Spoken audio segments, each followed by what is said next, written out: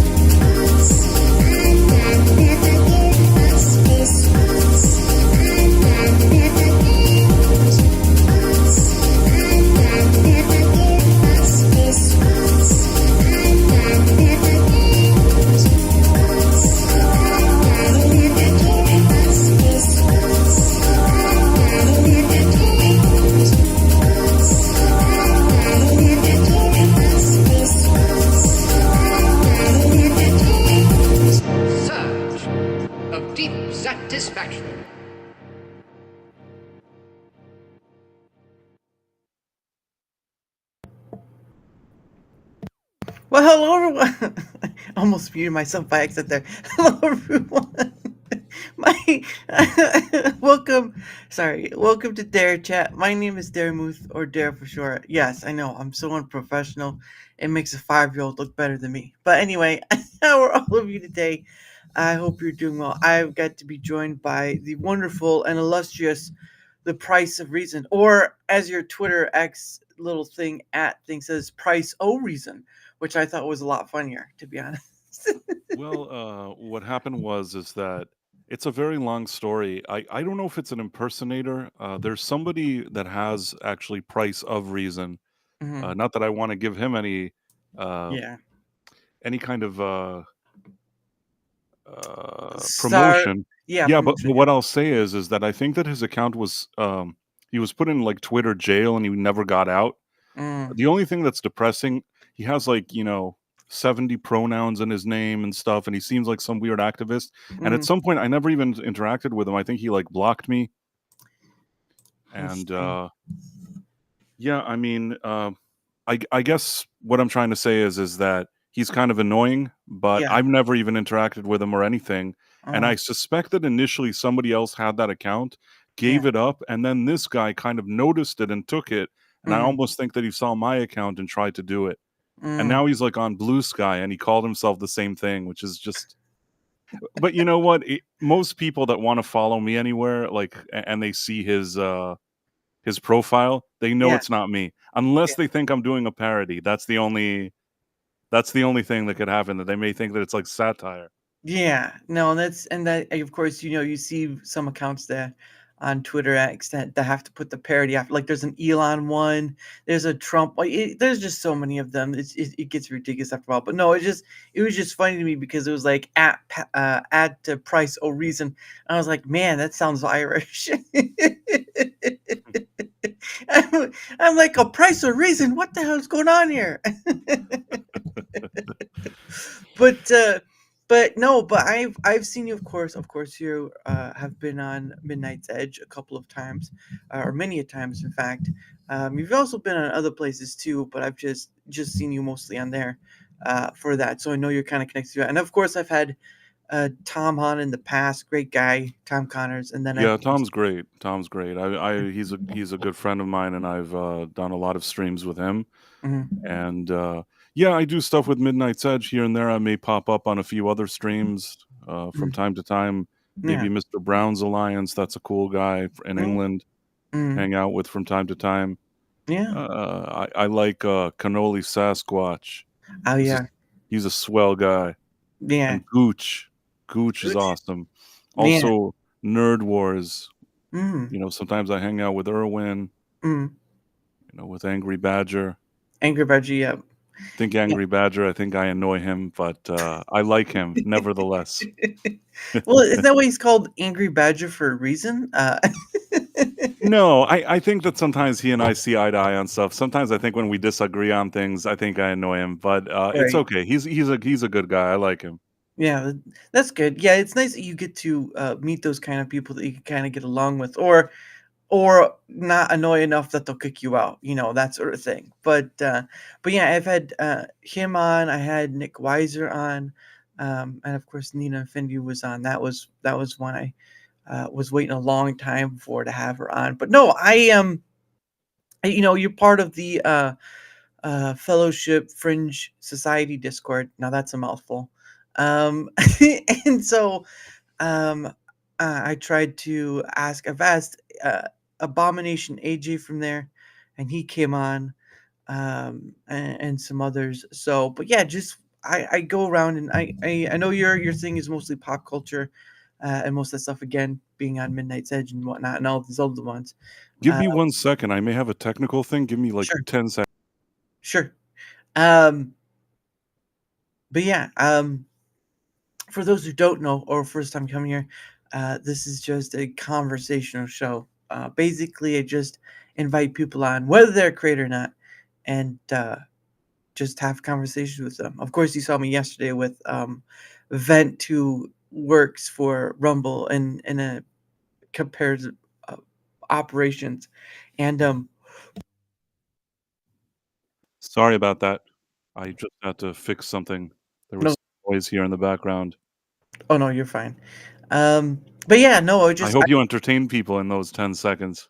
I had to burp, so that was that. Hey, Davyverse. How you doing, good sir? But yeah, no, I just invite people on. It doesn't matter if they're a creator or not, because doing this thing, I've gotten to talking to a lot of different people, many of which um, are content creators, like I said, Tom, Nina, and of course, getting to talk to you. But it's very interesting to get to converse with people that um, may their niche is talking about certain aspects of stuff like entertainment or movies or all that stuff, and that's fine. I mean, I've done when I first started out, I did like pre-recorded movie review. Like I was talking about the what was it the Barbie movie long time ago. uh it feels like a long time ago now for that one. I uh, wasn't a big fan of the Barbie movie. I did a review for that, and it wasn't a very favorable one. what was the rating you gave it? I think that at the time, I'm trying to wonder if I had already started giving scores. I Mm, can't remember, but it probably wasn't a passing grade, yeah, if it was. Because it's in the past, I just used to say if I like it or don't, and I right, think yeah. that that was still in an era where I just said I don't. Now, usually, I even like give it a score, but I can't Mm, remember. It has been a while. mm, I didn't like the messaging in that movie. I yeah. accepted the fact that people said, "Well, you know what? This is something that women like. They're already Mm, going to shove all these weird messages. At least it's in something that's yeah. reserved, for that crowd."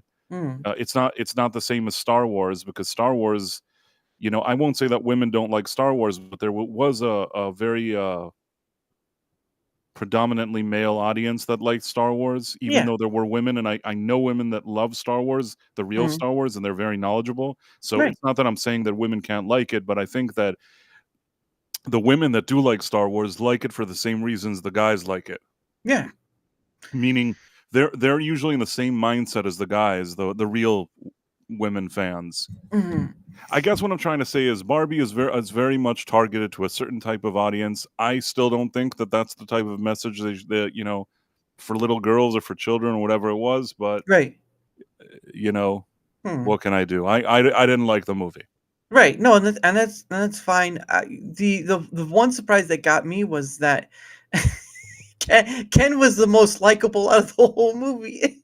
He was supposed to be the bad guy, but somehow you feel bad for him because has to be around all these annoying ladies. Yeah. Well, not only that, but the song "I Am Ken" was the most recognized out of all that, and it got a Christmas it got a Christmas doing. It was remixed in some other forms, but Ken, even though Barbie was the main person of that movie, Ken was the star of it. Basically, had become the star of it. And there were a lot of stuff. Yeah, I can agree with you. There were a lot of things that didn't make sense or was just very talking down to whatever. But when it came to it being the Ken stuff, or like the when they're at the beach around that beach fight, for me that was some fun time. There were just some other parts to it I didn't like either. And so that was that, like the whole what was it? The whole speech she gives, when they're trying to do the whole thing before the beach fight and all that stuff. It was just, yeah, it was kind of condescending at a point.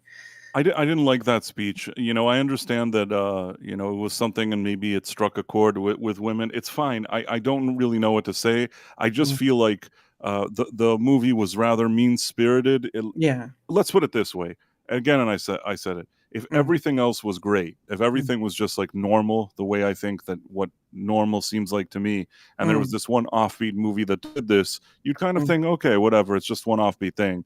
But when right. everything else is like that, and that's like that too, Mm, it's really hard to not notice it. It's the yeah. same thing with Wicked. That Yeah. basically, I actually found myself at odds with a lot of people Mm, because they seem to like Wicked, especially women. Even in our circles, there's some women that really liked Wicked, yeah. and they've always liked the play. They liked going to see the movie. They like the songs. They like whatever it is.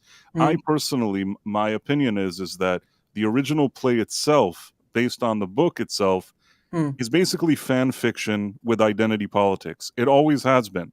The only right. thing is that people didn't notice it at the time because it Mm, was happening in the 2003 whenever it came on Broadway. I think yes. people just Yep. didn't notice Mm, because no, it wasn't on anybody's radar. There were still mm, good movies. There was still good stuff going on. Nobody mm, was thinking about that play. That play ended up being sort of mm, I don't know if to say like ground zero, whatever it is, but for that kind of activity. mm. Well, And no, go ahead. sorry, go on. No, no, no, and yeah, I mean, I understand. Again, the whole play, the whole Broadway play is based off the book, which is sort of based off the continuation of the old 1939, uh, Wizard of Oz movie. But the point of the matter is, though, is that what's in the 1939 Wizard of Oz movie isn't exactly correct to the books of Frank Oz or Frank Baum. Sorry, I said Frank Oz, and that's a Muppeteer. Sorry. Um, so going from of someone who's writing you are correct, it is a fan fiction based off the movie, the 1939 movie, to going to look at the actual books of the Wizard of Oz and all the continuation that came after that for that book series. You begin to realize that they took liberties with for that old movie we know. And because of course the Wicked Witch is never green, it not in the original book, she's never green. She has an eye patch. She looks like an old lady and all that stuff. But when you're talking about comparison to, say, the book that I can't remember what his name is, something McGuire. I can't remember exactly remember her name is, but the guy who essentially wrote the book for it. It I did go see the movie. the Wicked movie. Now I didn't go see the Broadway play, but when it came out during that period of time, 2002 to 2004, the original voice singers of that were Kristen Chenoweth and of course Indina Menzel, who of course we know Let It Go, right, from Frozen.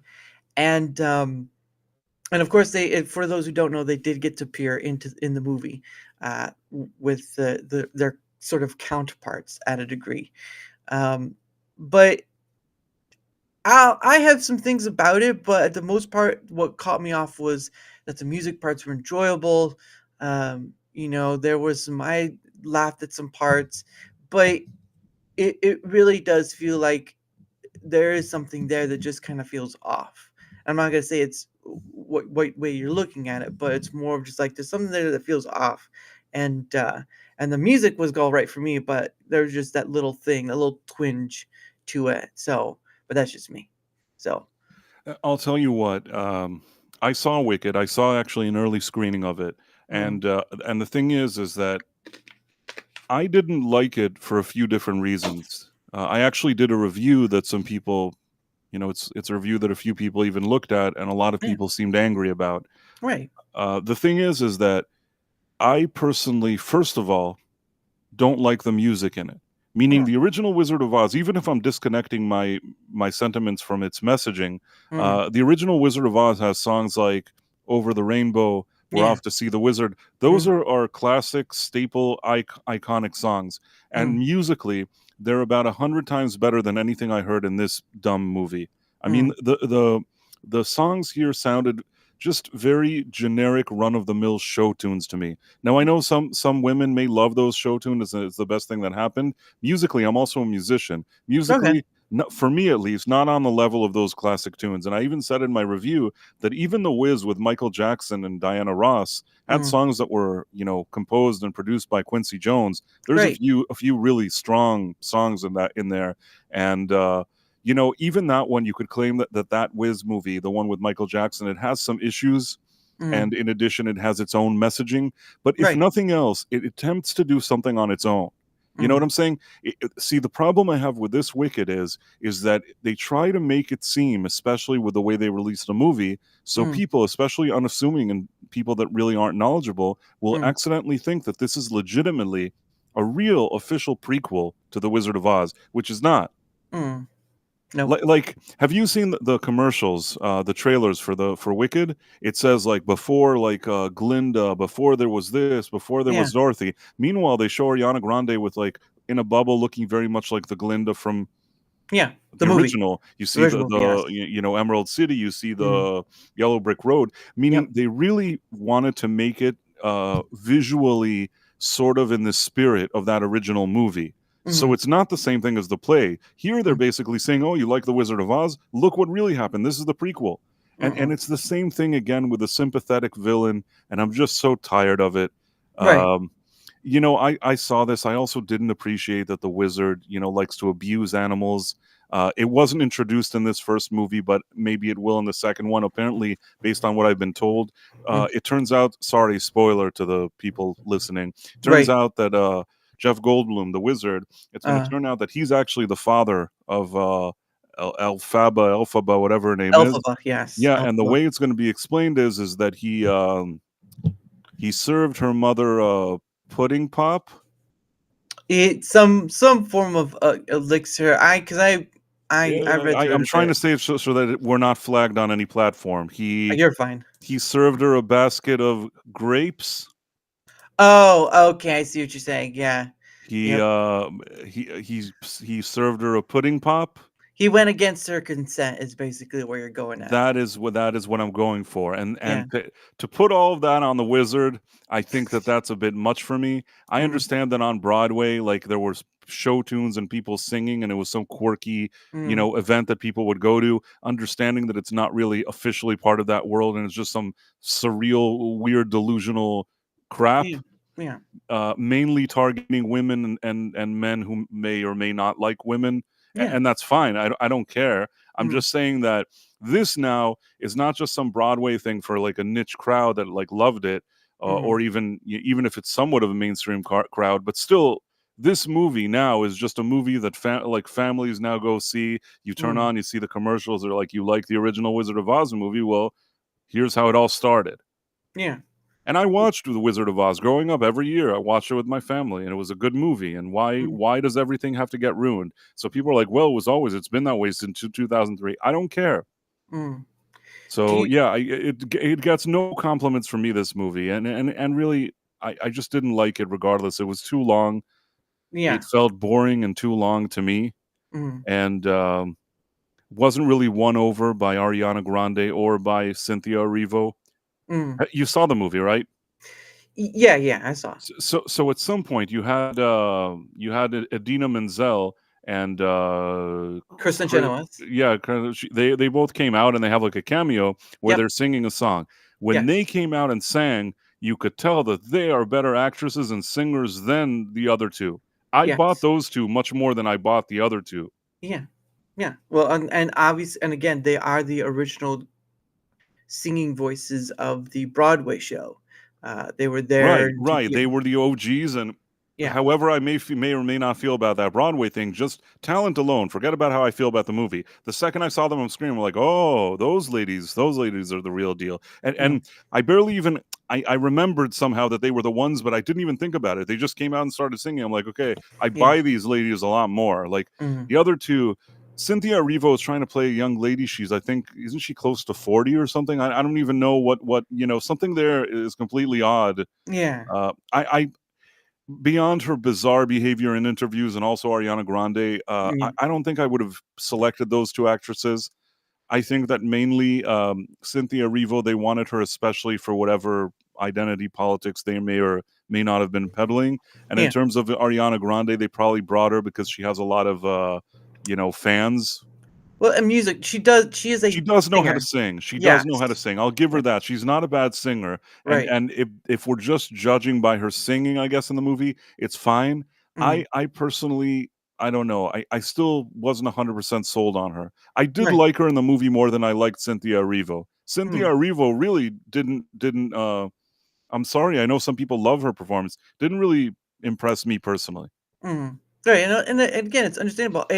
When you what for just reviewing something, whether it's a TV show or movie, uh, being able to give your own sentiment on it is great because it allows people to kind of get like, oh, but they didn't enjoy it for this reason. It's not just like I didn't enjoy a movie and then said nothing after. You're like, no, I point out this, and this, and that's great. That's wonderful. It's just for me, there are some who are movie reviewers or whatever, and they say don't go see this movie. Well, there have been times where I've heard that from some people, from those people who do movie reviews, and I've went to see the movies they talked about, and the one that they talked about that really they didn't really enjoy was If, the one with John Krasinski and Ryan Reynolds, and then so many others, celebrities voicing the imaginary characters. Hey, psychotic. Um, and so I went to go see that. And so from the first half of that movie, I don't know if you saw the movie If or not, but for the first half of the movie, I could understand from those reviewers who said, well, it wasn't that great. I could understand because the story is kind of mixed up. The dad acts in a weird way, but he's very all this stuff, and the daughter is this and that. You aren't really clear on what's wrong with the dad and all this other stuff. But when it gets past that point, when it gets like to the second half of the movie, it Which one are complete you talking about now? If the one with Oh, Ryan okay. Reynolds. I didn't see that. Yeah, I didn't see that one. Go on. It was a no, and once you get to the second half of the movie, it just changes because for me, it no longer becomes about the child's imagination, whatever. It becomes about the child who was imagination. And I don't want to spoil it for you because I know there's a lot of things that contextual wise you don't know. But for me, I enjoyed it because it reaches into a nostalgic part of an adult who's once a kid, basically, right? Like you have memories of your childhood, the good and the bad. Maybe you went to, whenever the ice cream truck came, you probably went to that or whatever. There's a whole bunch of stuff that it can reach into. But I enjoyed it. Um, I understood the first half, but the other half I didn't understand when people liked it. So again, I don't when I give a review of a movie per se of myself, right? Because I did go see Wicked. I also saw Here. I also saw Red One. Um, can't remember. I didn't see Moana, but really no interest in seeing that one. Yeah, I think that was it. Again, it is understandable based upon the person of their perspective saying, like for yourself, right? There was stuff about this movie I didn't like, I didn't agree with it, and so on and so forth. But for me, I'm just like, well, the music for me was all right. There was some things I can agree to disagree on, right? The things that you said I can agree on and all that stuff. Um, but for me, the whole landscape of Wicked is based on fan fiction. It has no canon to the actual story of the Wizard of Oz, based upon Frank L. Baum's books. And I can't remember. There was another content creator too saying it was fan. No, there was a person on Twitter or something was saying that it's just all fan fiction anyway. And that's the way I take it. It's just based on the movie, the old movie, 1939 movie, and that movie itself. I mean, do you remember the one that Disney did? The Great and Powerful Oz was the one that Disney did a long time ago. Did you ever see that one? Is that the one with James Franco? Yes. I saw that one. I'm not saying that I've seen it a million times since and that it was the best thing I've ever seen, but it wasn't offensively bad. I Right. thought it was all right. Mm, I didn't hate it, mm. and I guess that's better than nothing. It didn't leave me feeling like Wicked did. I just thought it probably could have been better, but while I was watching it, I wasn't suffering. Right. Yeah, and of course it's not really remembered much because I believe it didn't do well in theaters or whatnot, but it acted as a prequel. It's about the uh, wizard himself of how he got to Kansas and all that stuff. And of course, it's there's was it Zach Braff is in it, Michelle Williams. Uh, who was the girl who played in The Mummy? Who played the archaeologist? I can't remember her name. She was in it, and then of course Mila Kunis was in it. Um, and so you had a whole bunch of cast. It was directed by Sam Raimi, directed that movie. So yeah, that's one I've been forgotten. But anyway, again, the whole line from which Wicked is based on to the 1939 movie, it is pretty much close, but it's not exactly correct to the books. And those are the true canon of the Wizard of Oz. But I haven't gotten to read them, unfortunately. But you'll see a lot of people, on YouTube putting their videos out there of, oh, this is the beginning of so and so and so forth. Um, but I mean, did you start? Is this what you started doing with? Is talking about movies and TV shows and stuff like that, or was there something else that you did when starting Well, out the I duet? actually initially I was one of the, early people in, I don't know if to say in our corners of the internet, but I didn't like The Last Jedi, and Okay. sort of had some Twitter account that I wasn't even really actively using, and I Mm, just started looking and seeing what people were saying because I didn't understand why people like in the media said it was the greatest movie ever. mm, And I didn't really go around usually to talk to other people or do anything, you know what I'm saying? yeah. I just thought to myself, am I crazy? I thought that movie was awful. I just didn't like it.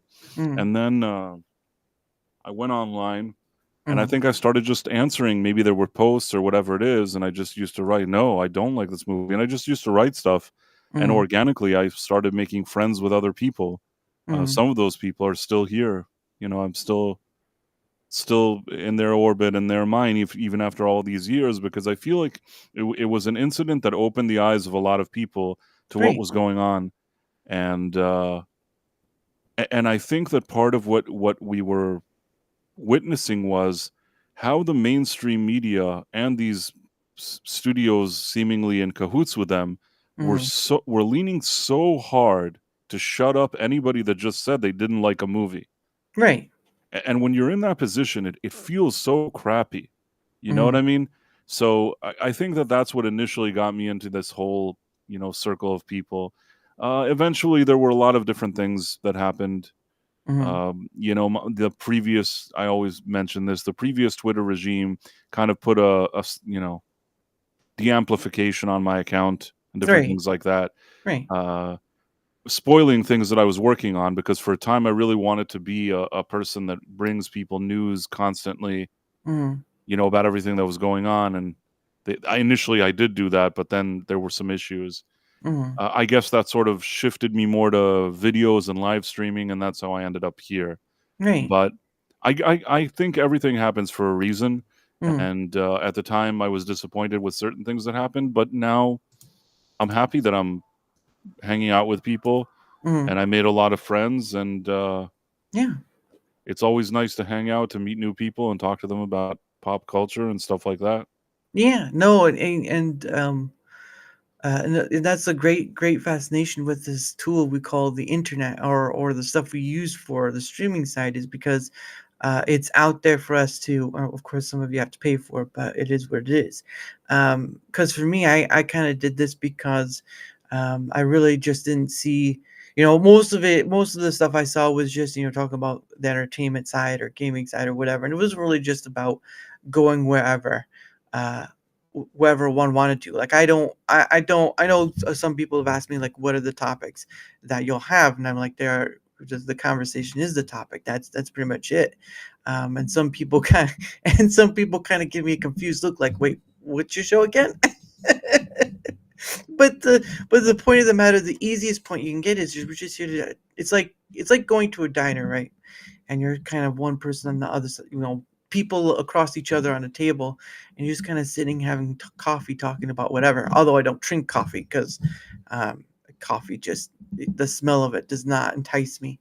Um, but yeah, I just do this thing because I've met a lot of again, creator or not, it doesn't matter. It's about meeting people across the way, and it's been a real fascination in just trying to learn about whatever because um I have a multitude of things. I have a full time job. I do this sort of on the side. I know some people take this up for a full time gig, which not everyone is going to be able to make a full time gig out of it because, if you make a full time gig out of it, the government gets to take more money from you and all that stuff. So yeah, it can be a mess if you think too hard about it. But yeah, it's so tainted by Hollywood. Well, plus communities. Hey, look, I don't know about that. I just know that there comes a time where people need to walk away a bit from hounding down on things that that either they can just stop giving any money to whatsoever, or they can nitpick what deserves their support, right? Because I mean, everything, everything that falls under anything that involves money, right? You can choose to support it. You can choose not to support it. A creator, a movie, an indie, studio, games, whatever, everything that falls underneath the USD or whatever that makes money, you can simply say no, walk away, and your money just doesn't pop into theirs. Unless, of course, government steps in and gives them that money, then that's a whole nother ball of wax. But it just kind of gets to the point of while it's understandable and people will do their niche, I'm not here to tell you one or the other. My perspective is just sometimes it needs to be sort of take a break and talk about something else for a while because it can get kind of tedious, especially when you have like was it you have like I don't know how many people talking about the Star Wars stuff or what was it recently? No, Alkali is Star Wars. Never mind. The Ubisoft stuff and all this. After a certain point, it becomes a repetitive notion where, okay, but what else you got? That sort of thing. But that's just my perspective. So I'm not trying to come after anyone. It's just, it seems a bit tedious. Oh, hey, thank you, Rumble Cracker. What is he saying? I've watched this Prince before. If I remember correctly, he's one smart cookie. Welcome, Prince. Well, yeah, he's been on many other shows. He's certainly smart to be on other shows. That's for sure. I Thank try you. not. You're welcome. Oh yeah, thank you, Rumble Quacker. I try not paying taxes. I got wrong. No, don't do that. Don't do that, Daveyverse. That's not a game you want to play with that one. Um, so yeah, you're the little. Where did you get that image? The one that you use for your It's showcasing yourself. it's a very long story, but it's basically it's inspired, but not exactly like Admiral Akbar from Star Wars. It's inspired by him. Right. but it's not a one-to-one, copy. Mm. It looks like It a did you knit that or I actually have a doll like this. I didn't personally knit it. okay. This had to do also with some photoshopping, especially Right. with the crown and all that stuff. Well, yeah. But, yeah, I don't know. It's a really long story. I don't even remember. I think that I just initially didn't have an avatar, and I just felt like I wanted something, and I was talking a lot about, like, how I didn't like those Star Wars movies, and I thought it was Yeah. kind of a tongue in cheek because it sort of looked like that character, even though Yeah. not exactly. If you Mm. really look at it, has a weird kind of his eyes are in a weird place and has a Yeah. weird it's not that you look at it and it's 100% one to one that Yeah. character, but it was at least like, enough of a inspiration, I guess. So Well, yeah, so basically I started using this avatar, and then mm, over time I kind of I added the crown, yeah.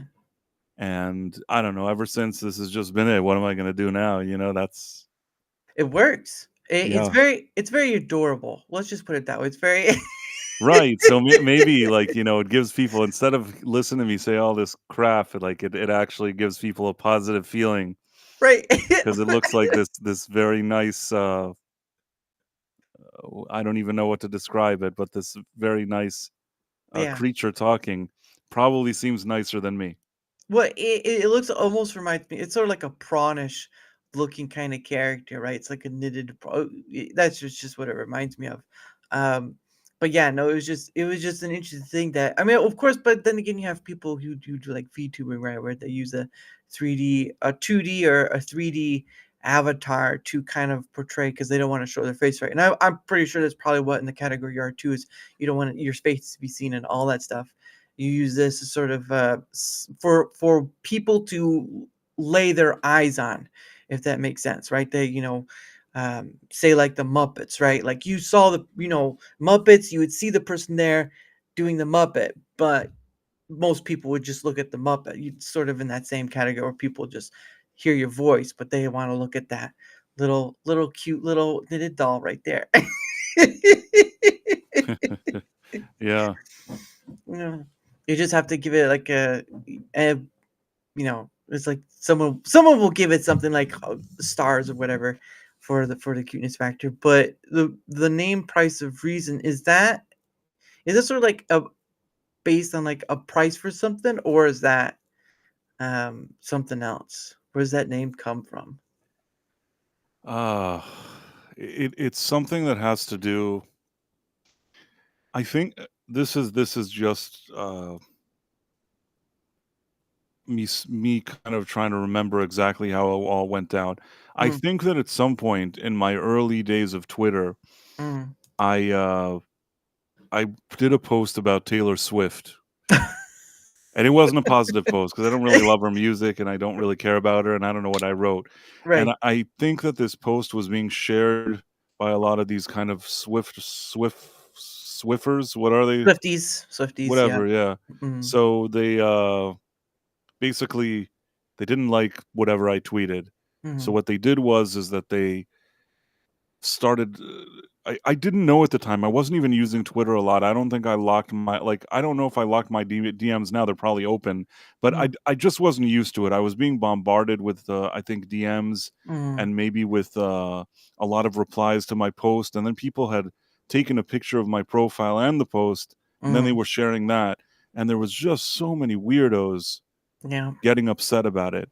And then I said to myself something like, "Oh, I paid the price for being like a reasonable person," or something like Mm, that. I said that to myself, like that it's the price of reason.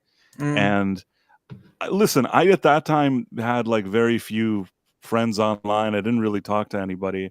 And then I mm, just said, "Well, that sounds kind of cool. I'll write. How about price of reason?" right. And I think I don't know what my handle initially even was. I changed it. It was some other dumb thing, and then I changed it to price of, and I couldn't because the guy had price of reason, so I changed it to price o reason. Price of Reason, yeah. But then the thing is called price of reason, and then like I said initially, I don't even think I had an avatar. Mm, I don't know what I had. Maybe it was a smiley. I don't even know what it was. And then as I started doing, maybe it was like an egghead. I'm not even sure. Yeah. I probably not an egghead. It was something, but I can't even remember. It was like just some dumb symbol or something like I can't even remember what it was.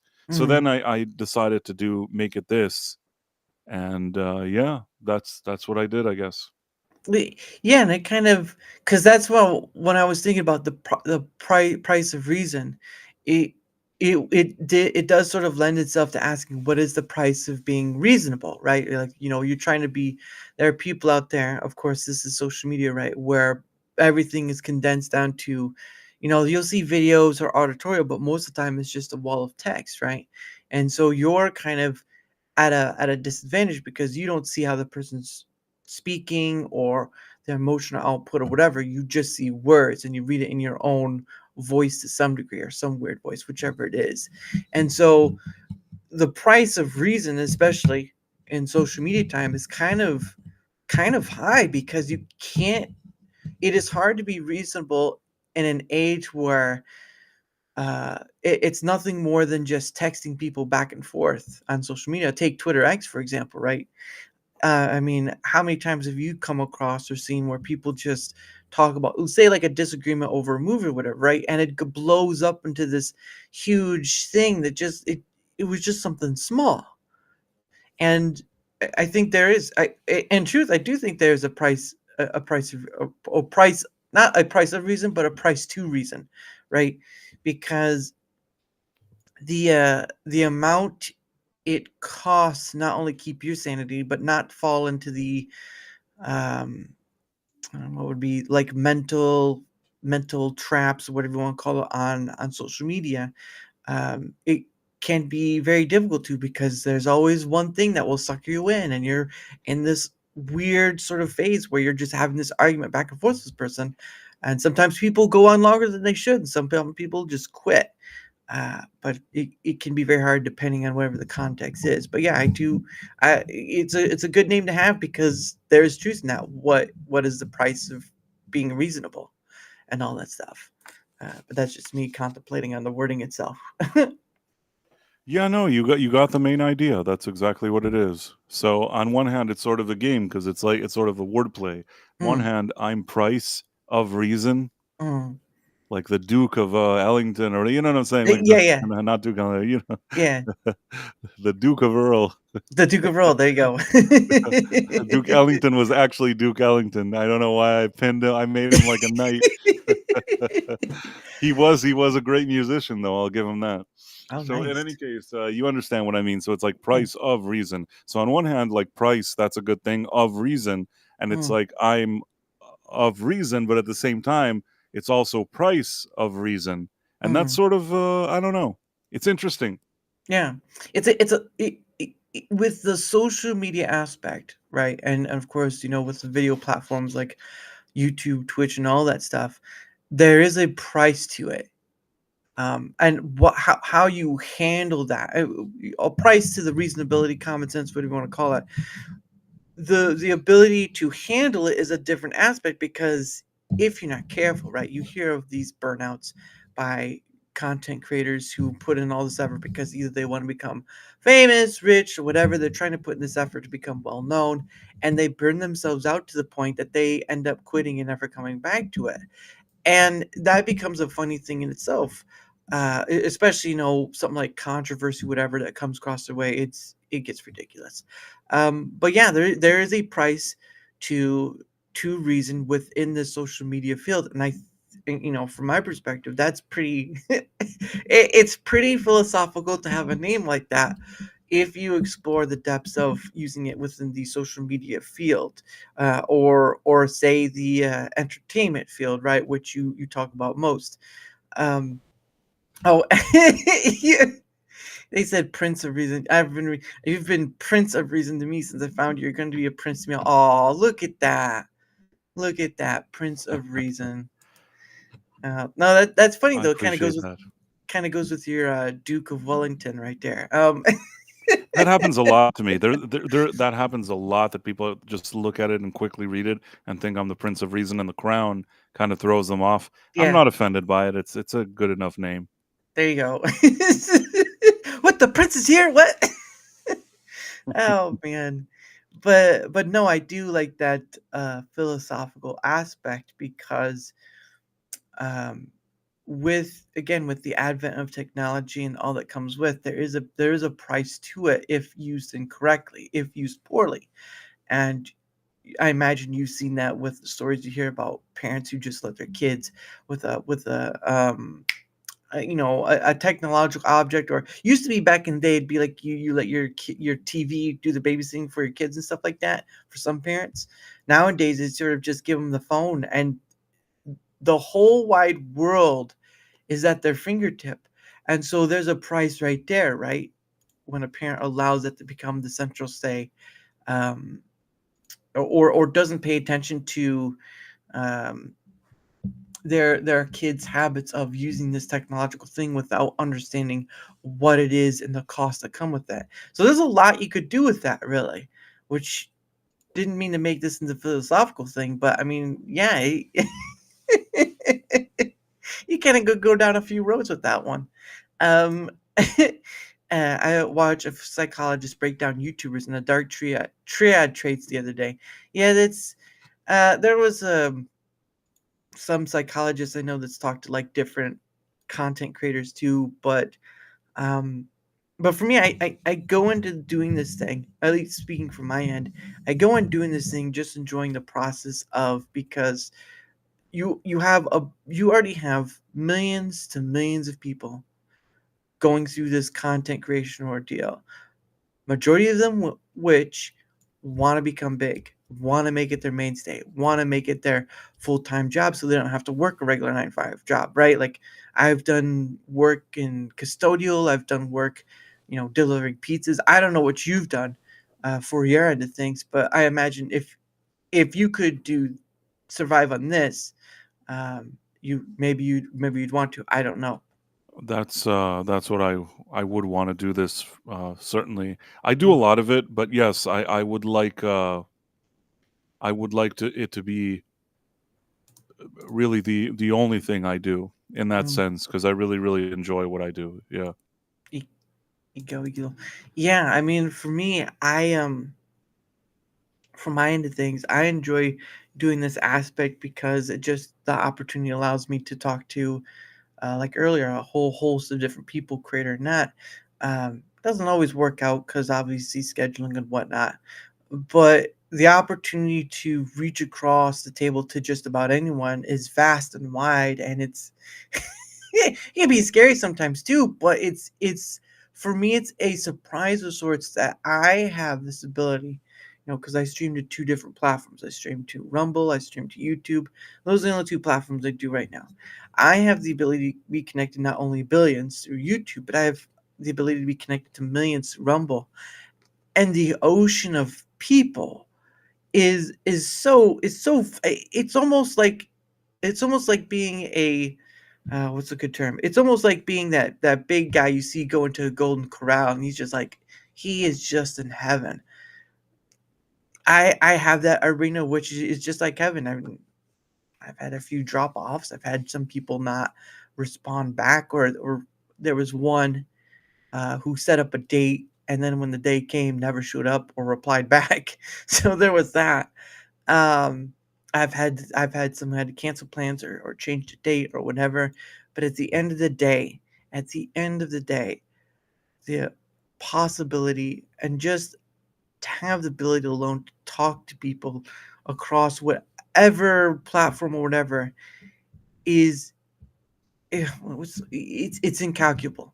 For me, it's incalculable, and to not see too many people take up that opportunity to do that is just innumerable to me, because I feel like it's something's get lost. And you probably see out there, right, whether it be the entertainment or whatever, where a lot of people, it seems, talk past each other, or um, don't don't have a better understanding of who they're talking to, per se, right? um, I don't know if that makes too much sense, but my thing is just e- this technology thing has allowed me an opportunity of huge proportions which I didn't think I would have before. and I'm grateful for every step of the way I get. So, but that's just me. Um, but yeah, I mean, from what it sounds like when you were talking about, get to be on uh, Cannoli Squatch, which I've tried talking to, but just never the timing has come up yet. I've seen the Angry Badger, Gooch. Do you know who Moxie is, or Moxie Dave? I think so. I believe she was on the show, or Gooch's show, a while Ah, back. yes, I know who you mean. Yeah, I once had her on long ago, but she's doing her own thing, and she seems to be pretty well. Um, just again, just the amount of people I get to connect to, creator or not, is is is just can be overwhelming in a sense, but it can be vastly uh, great in its opportunity of what it can do. Oh, hey, John, how you doing? Hey, you thank you for good sir. Of course, John is part of the fellow Fellowship Fringe Society Discord. Of course, he made it. To be honest, it's a different perspective. That's what I like about these. Well, thank you. I appreciate it, Davey Verse. I try. I really I really do. I'm not. I know I'm not as big as the some other content creators, or have all the follows or whatever, but that's not the point of why I do this. What I do is to connect with people on just a ground floor level, and and go from there. She's part of pre F and T. Who are you talking about? Are you talking about Moxie, or are you talking about someone else? Because that's who I was talking about, but I don't know if you're talking about the same person. Yeah, let me know about that. But yeah, but for your end, you have a website, and I went to that website, and it says your stuff has been featured in other stuff before, like some of your content. Well, I mean, what I was telling you is that initially I would. People don't know this now, but initially, what I Mm-hmm. did was I had this sort of news account. Mm-hmm. And I would post news all the time, stuff that's happening in Hollywood, Right. analysis, things like that, in like very brief tweets. Mm-hmm. It wasn't really done a lot at the time I was doing it, and certainly wasn't done honestly. Mm-hmm. And my things started picking up traction to the extent that even like mainstream media articles would suddenly feature what I was saying. Mm-hmm. And this is just my opinion. I have no way to prove it. I think that after certain studios, Hollywood studios that I criticized, and Right. some of those actually appeared in real publications that they would possibly read, Mm-hmm. that they're sort of commenting or featuring my tweet, which went viral or things like that. Right. I think that maybe somebody somewhere decided that they would prefer it if Mm-hmm. you didn't see me on Twitter, Mm-hmm. and based on the amount of time that I was shadow banned in the past and all this stuff would happen to my account, I think Right. that if effectively they just squashed that operation. Mm-hmm. Mm. That sucks, especially when that. But there's still articles that maybe I don't know if there's still links there, but maybe there are certain places that if you click, you'll actually still see my tweets Mm, pop up. I don't know if I put links there or not, but yeah, that's why I wrote that I have been featured on a lot of stuff like that. mm, I think that later on, I would actually, when I started doing reviews, sometimes those pop up in strange places, yeah. like Yahoo News Mm, wrote about my it was a big deal that I wrote something about this Ninja Turtles movie, mm, and there were some negative articles written by more mainstream media outlets about my review. right. Yeah, because I mean, your of course the link to your website is down below with all your other stuff, but where is it? I gotta bring up price reason, and then we do this and this and this. So this is your website here. Oh, that's the wrong one. And yeah, and all it says right here, our pop culture commentary has been featured in both leading independent news outlets as well as major mainstream access media outlets as well. And some of these I've never even heard of. So some of these I've never even heard of, but that's pretty awesome that some of your stuff at a time you got your it outreach enough that it got featured or used by either high profile or independent, and you got that notice a bit. I'm not saying like you're like the what is it, the New York you're not like the New York Times or something like that, but because for most content creators, this is the uh, sort of one big shot right here is where your stuff gets noticed by mainstream stuff, because I think that's what um, a big chunk of content creators want, is that notice from those big guys that have been around for a while. And then once that happens, people start searching you out, and then you'll start getting more eyes on you and all this stuff, and all that comes with trying to move away from the old thing to the new thing, so to speak, because content creation, like this being on a platform or whatever, that's where that stuff is going now. It may be a while before you ever not see old media news again, but at the same time, this other thing here as well, like your stuff, is popping up like daisy, so to speak. And I think that can speak volumes to people who think we don't, not we plurally, but someone like myself or like yourself, uh, doesn't have, has something worth to say, but other people don't think it's worth to say, or whatever that reason is. Um, and that's pretty awesome for that to happen to you. And then Davey Verse says that would make you a target no matter Hollywood. She-Hulk went after Doctor Doom. What? Eh? Oh, is it the What is that about the upcoming thing with Doctor Doom, or is that something else, Davey Verse? Because I Um, remember, cause I'm not sure what he's truly talking about, but there was something I read where I think it was like Disney Plus or something like that. They once had all these different characters, and She-Hulk was with them. They replaced her with Deadpool. they did do that, and it's a statement, I think, about how much they don't really value She-Hulk. Really, that character brought nothing to the table for them.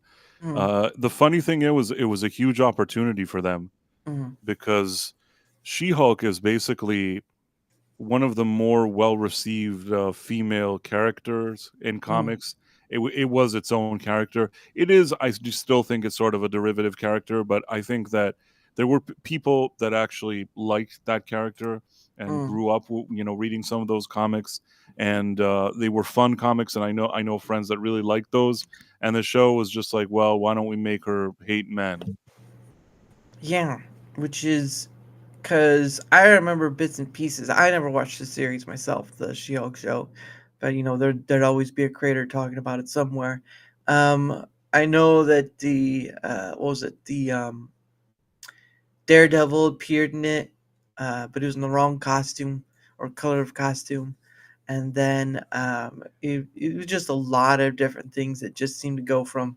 I think they were, from what I heard, it was like they're trying to play up breaking the fourth wall hard, because Deadpool's not the only one that can break the fourth wall, which is always a funny thing, um, especially for the Marvel stuff too. But um, Doctor Doom. Oh, YouTuber. Okay, YouTuber Doctor Doom was critical of Marvel and She-Hulk, so she made a parody of him to call. Oh, are you talking about? Doomcock. Oh, that's right, Doom. That's He's right, talking about Doom. Doomcock because they had people in the show that were like toxic males that were Yeah. online personalities, and they kind Mm, of looked like Doomcock. yep. I remember that. I remember that being talked about on, because it was like his mask feature, and and then later they had shown some other stuff where it was like, oh yeah, that's looks like his actual mask. But yeah, I remember what arena they were talking about, because they were doing like a review on the section or whatever. But yeah, it probably got Doomcock a lot more followers, to be honest. But yeah, it's just, look, the amount of stuff that's out there, whether it be a movie, a TV show, whatever, um, all that relies on a lot of different people with a lot of money, or money, not a lot of money, but money, right? Like, you go to a movie theater, um, it's not the ticket isn't the most expensive thing at the movie theater, unless you're seeing like IMAX movie or something like that. No, the most expensive thing you'll be paying for is snacks if you get it, or concessions. Because there are a lot, especially chain theaters too. They have moved their stuff up. Like, it can cost you 40, $50 alone by yourself just to have something substantial from a concession stand. So it's Yeah. so but when was it? When was Wicked the last movie you saw in the movie theater, or have you gone to a movie theater at all? I saw that stupid movie, the Rachel Ziegler movie. I saw that. Oh, the Snow White one? And I saw Gladiator 2 Oh, and I saw Venom 3.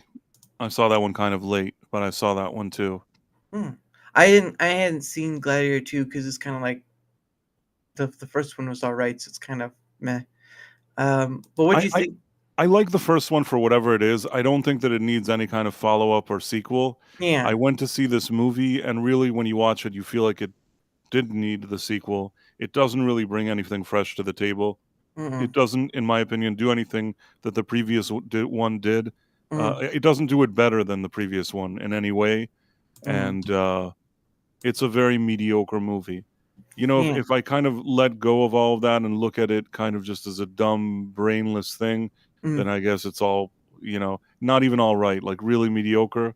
mm, But yeah, it was a disappointing. I thought that Gladiator was a good movie, but it's mm. never like the best movie for me. It's just a good movie. Yeah. But this one isn't even that. Like, I accept, it had Russell Crowe Mm, kind of in his prime, the original one.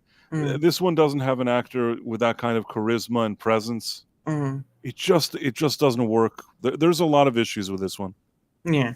Yeah, of course, less fat too, because goodness, you see him now, Russell Crowe, man, forget it.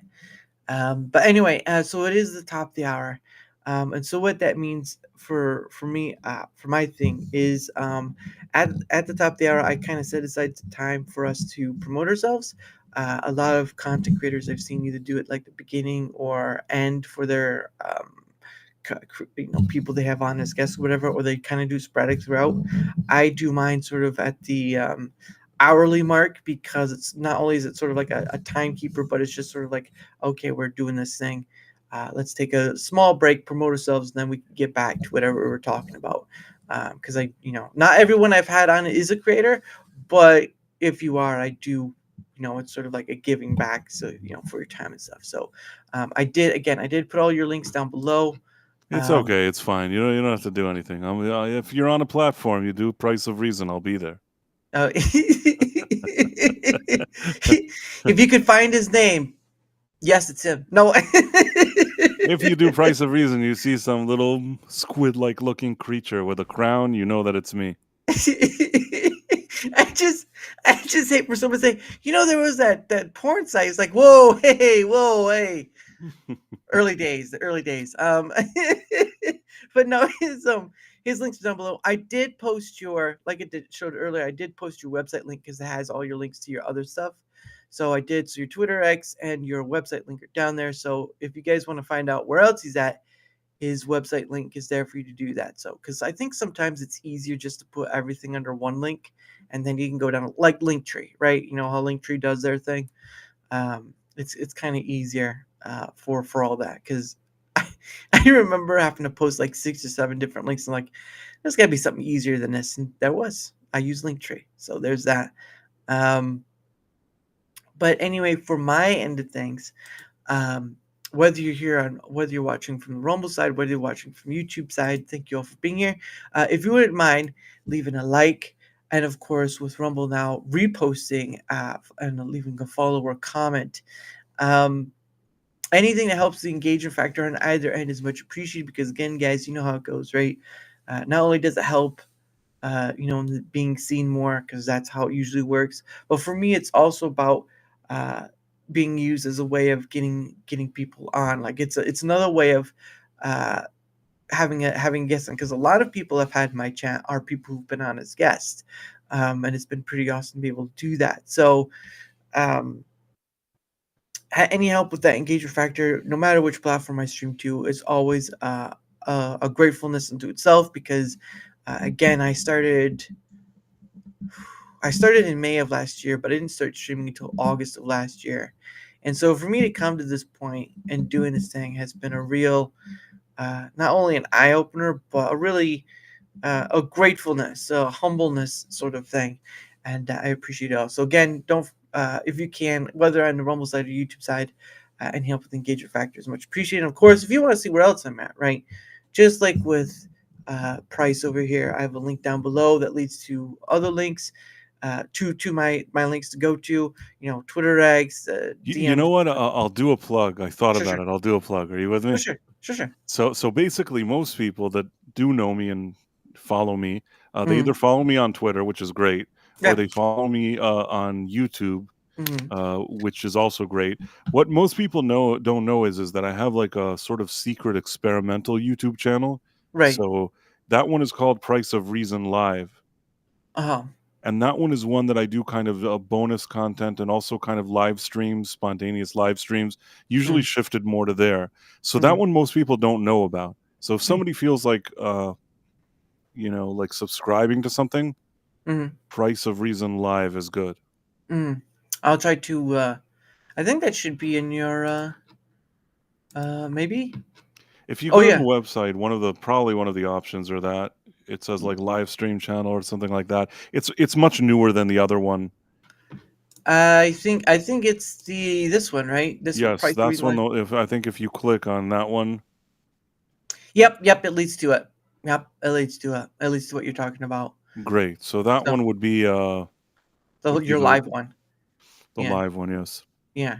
So for It's those called who. Price of Reason Live. Yep. Yep. But it's on his website here, which is in the link below, or the description below, and you can find it. And you just go to the Sud one here, and Yeah, that will give take you. people different options. Like Yeah. I said, there's some people on all the different places I've listed there. The one Mm, that there's probably the least is the live streams one because I think people don't really know that I have a separate one. Yeah, and John says up here too. It's featured on the Fellowship Fringe Oh, hey Discord. John, what's up? Yeah. John's a good guy. Yeah, that's good to know as well. hmm Yeah, but yeah, that's why I put that link there too, because it has all your other links too. Mongoose, was it for dolls or for the links? What?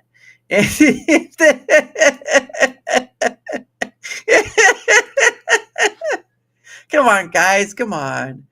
Um, there was a. Oh, that's right. The for Wicked, right? They had that issue where on the back of those dolls, they had a site. It was wicked.com, and I was actually leading to a very R18 website, and I thought that was pretty hilarious that no one checked their no one checked their website links. that was that was one big blunderbuss that someone got fired for, and it's probably blacklisted. Oh goodness. Um, Daveyverse says, remember Gina's Cara Dune figures getting inflated in price after firing? Yeah, I mean that's sort of like um that's understandable. There was someone else who um there's somewhere else I've seen it too where it's either someone died or someone did something and their stuff got more expensive. I can't remember. There's always something like that where something happens to an act or something and they get their figurines or whatever, they get priced up. Hey, what's up? What up, Rance? How's it going, good sir? Nice to see you here. Uh, yes, I've just rechecked for research.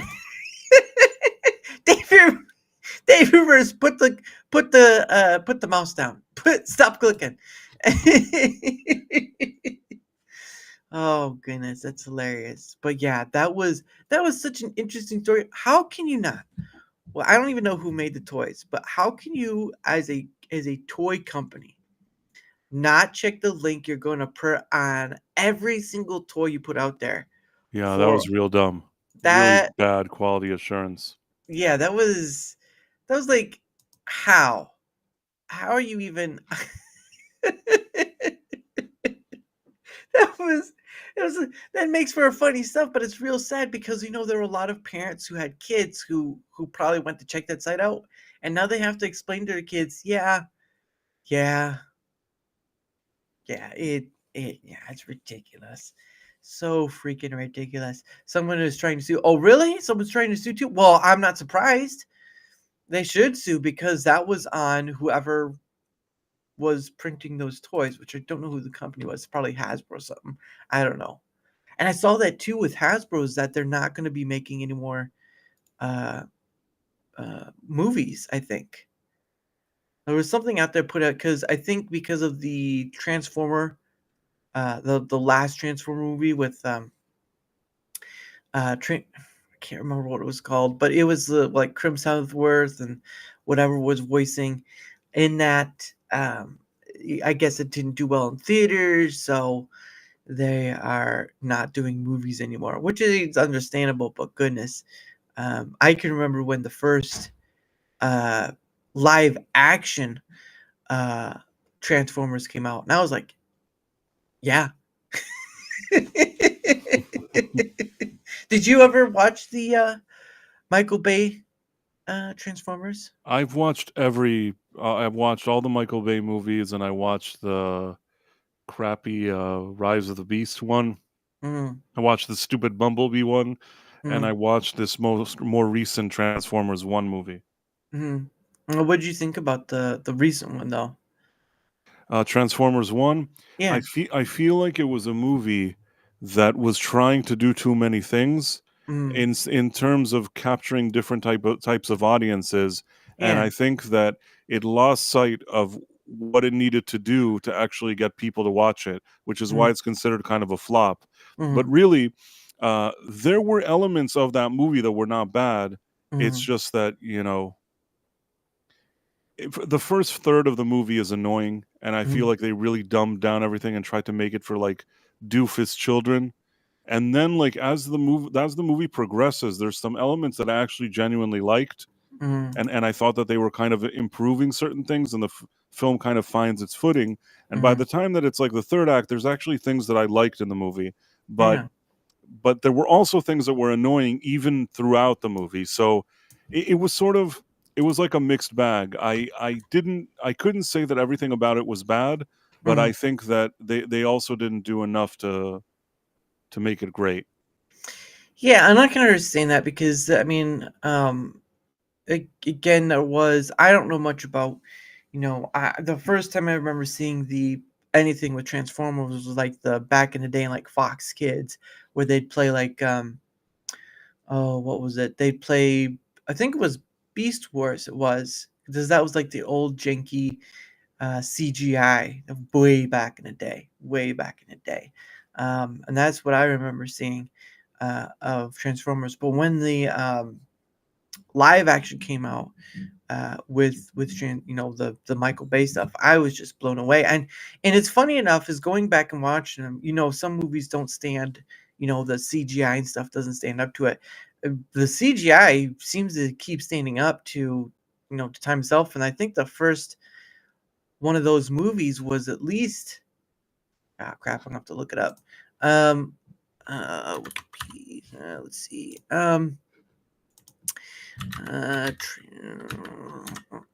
Uh, let's see. Okay, so the first one was released in 2007. Holy crap! That is a long time ago. No, I don't want to help you. Close. Give me 1 second. So the first Transformers live action was July 3rd, 2007. So that's yeah. Michael Bay was the director. Um, That one was probably the most tolerable one out of all of those. Maybe because it was a first. yeah. I never really thought that Shia LaBeouf is the greatest actor. I somehow put up with him. Mm, Megan Fox at the time was sort of at the beginning of her career. She yeah. looked very nice in that movie. Mm, Uh, Today, it's a combination. She looks kind of weird today, and in addition, she kind of acts weird. Really, I don't want to get into it, but yeah. there's certain things that she does today that are very, very strange. Megan Fox, But Yeah. I will say that in Transformers 1, she looked fantastic and was very likable then, Mhm. and that certainly added to the movie. And somehow maybe there was some kind of story there that you could work with, but Yeah. every subsequent movie was just like a diminishing return. Not Yeah. financially, they still made a lot of money at the box office, Oh, yeah. especially internationally. But the Mhm. thing is that the movies just you could tell that they were more and more low quality in Yeah. terms of the writing and the ideas. Mhm. They just continued to squeeze that franchise as much as they could. Yeah. Rise of the Beast was the first one that they really shoved a bunch of propaganda in there, and Mhm. man, was that a disappointing movie. Yeah, it was a very especially since a majority of the voices of the characters are voiced by their original animation OG ones. Peter Cullen, of course, Optimus Prime, always a Well, in this great. last one, animated one, they replaced them with Chris Hemsworth and Yeah, Brian yeah, Tyree Henry, but yes, yeah. you're Well, right that in those earlier movies, for me, Peter Cullen is very important. You really yes, need him as Optimus Prime. He is the voice of Optimus Prime. I don't yeah, care how old he is. He is that voice. yeah. And I'm not gonna go, and of course, Chris Hemsworth did a pretty uh good job, okay job towards he did a pretty good job towards the end of the I the thought he was movie. decent. I thought he Yeah, was decent. because there is a point where it does sound like they're trying to mesh both his voice or he's trying to deepen his voice to Peter Cullen's for Optimus Prime. There's sort of they're trying to mix both voices. It feels like towards the end of that movie. Um, I'll give Michael Bay credit. He does like his practical effects. It helps hold. Yeah, no, that's what I was saying is that the CGI does not look like it's aged in essence. I mean, you you can't really do big cars on practical effects, like the big stack, but that is what it is. She is strange, but Dan, she would. Oh, yeah, but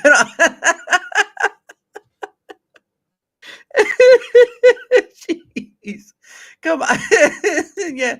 Well, she was hot. I'll give you that. Um, but yeah, I mean, for as much as complaint as Michael Bay has gotten for all the blowy up stuff and all that, I give him credit here for making me interested at least in wanting to watch the Transformers. Now, like you said, as time went on, the story kind of downgraded, right? Like, I mean, you could say, um, the first three were fine, right? It started from here, starting out great.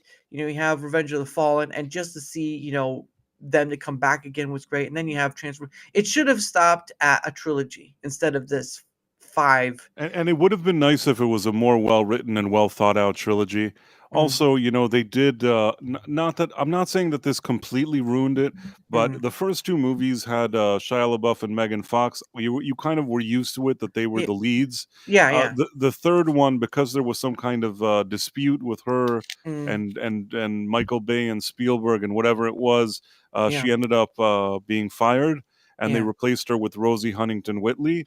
Mm, I listen. I don't hate Rosie Huntington Whiteley. She's fine, mm, but I will say that I think that Megan Fox was a better fit for that movie, for that yeah, series. And after those three, they didn't even have those two characters because Shia LaBeouf started doing weird things. I don't know. He was kind of going off the deep end, I guess. yeah. Uh, and they were sort of canceling him, and they didn't fully cancel her, but she. I mean, here's the thing. I think that she probably said something that if you're working on a set, you probably shouldn't say. Mm, I think that what she did was dumb, but maybe there was a way to handle it that you could still let her stay and do uh, a role. I don't know if it required her getting fired, even though she said something stupid. yeah. And also, I mean, there were stories that were out that Michael Bay had her clean his car or something like that, and there's just stories like that too that's out there as well. But you're never too sure of what you can trust by stories. No, Um, I mean basically what I think that the straw that broke the camel's back was she said something like that being on set of this movie is the same thing as being in World War II under the thumb of the mustache man in right. Germany. Yeah. Uh, I think that Spielberg didn't like this. Bay didn't like it somewhat, but I think Spielberg, like as the producer, uh, felt that she annoyed him. Mm, Basically they made her career by mm, putting her in these movies, and most people probably would be happy to get like $5 million a movie to stand around some green screen talking to some robots, Mhm. and then being like all over the world, like, you know, that everybody sees you and you're getting cast in other projects. I think that the idea that she thought that he and that they were both the German mustache man Mhm. didn't sit well with them. I personally think that perhaps she just didn't word what she wanted to say properly. She's young and kind of flaky, and maybe she thought she was saying something funny.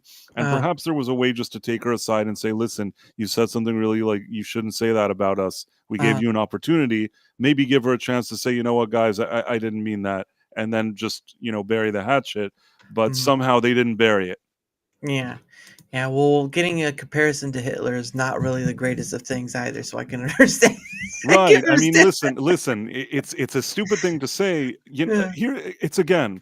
If you're working like, you know, at a McDonald's and you have a Yeah. guy that keeps on yelling at you and you're like working the fries, Yeah. you can say, well, this guy, you know, he's a real jerk. I'm not saying even about him. I don't think you should say that he's a German mustache man. But I Right. think that there isn't a lot at stake there. Whatever you think about the guy, you know what I Uh, mean.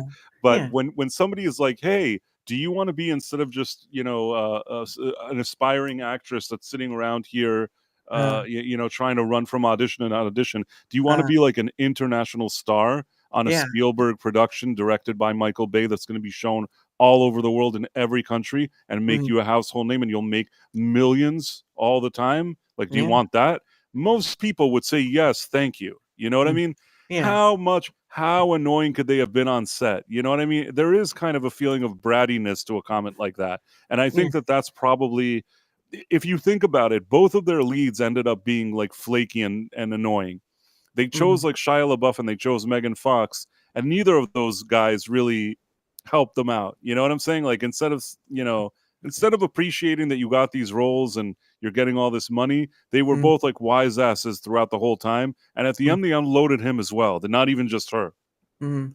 Well, I mean, you know, his Shia LaBeouf's character is very wisecrackery sort of kind of thing. You know, very anxiety ridden, very wisecrackery and all that stuff. I mean, it almost felt like during each of those movies, he felt like he was drinking too much coffee, and so he was very wired. But I mean, he you know he was in back in the days like Disney stuff like Even Steven and all that.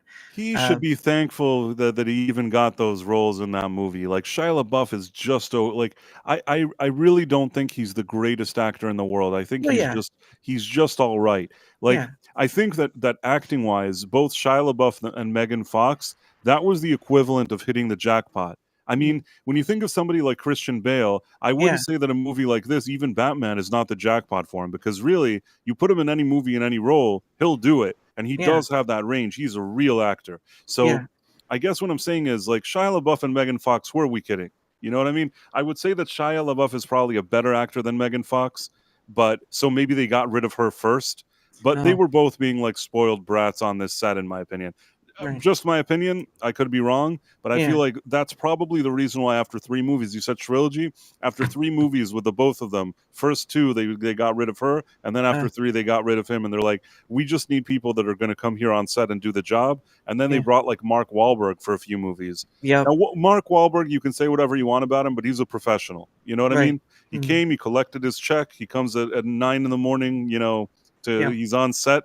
They tell him to run here, jump there, and say yep, some stupid crap. He'll do mm, whatever you tell him to. And as long as you give him that check, yeah, as long as he can go and cash the check at the bank, mhm. he'll say, "Well, yeah, there is a robot here, yeah," and then, like, walk around, do whatever it is that he does in that movie. Yep. No, that's a pretty good impression, I gotta give you that. I don't even know. I don't even think it was a good one, but you know that the general idea of that's Yeah, probably how it would sound in a movie. yeah. I'm just gonna say it's like, it sounds a little like Rocky there. It's like, But you know what I'm trying to say, yeah, though. yeah, yeah. I can't do like a one-to-one impression of him, but you know what I'm saying, like. Yeah, yeah, yeah. Yeah, I hear ya. The bar wasn't high, of course. Yeah, that's to be honest. Transformers movies are difficult because the main characters aren't real, true. So it's hard to develop a human connection, just like Kong and Godzilla movies. Well, I know a lot of people haven't really liked the new.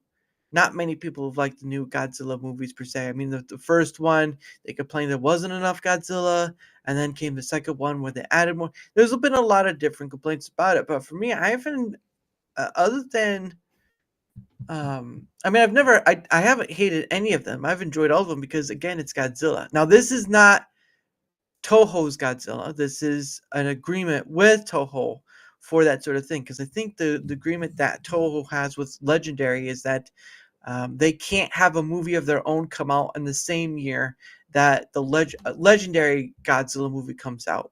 So that's why, like, what was it? Godzilla. What was that? The Godzilla that was like spewing weird whatever it was. And then, of course, the Godzilla -1 that came out a few years ago. There wasn't a um, Godzilla movie on the Legendary side within that because they do have that kind of contract with them. But I've enjoyed both ends. I mean, I enjoyed the Godzilla from Legendary. Like, I know a lot of people, again, when the new one came out with Godzilla X Kong, I was like, people like, people like, was he? What is with this teaming up with King Kong and all this stuff? And I'm like, this is hilarious. This is hilarious because people tend to forget that the MonsterVerse, yes, as John says, it's the MonsterVerse. Um, the point of the matter is that Godzilla, throughout his whole history, no matter what part you pick from, has not, well, of course, yes, whatever part you pick from, sure, but throughout Godzilla's whole history, he's never been always a serious character. He's never been always considered a hero. He's never always been considered a villain. There are many different types of eras where Godzilla is one thing or another, but it's not.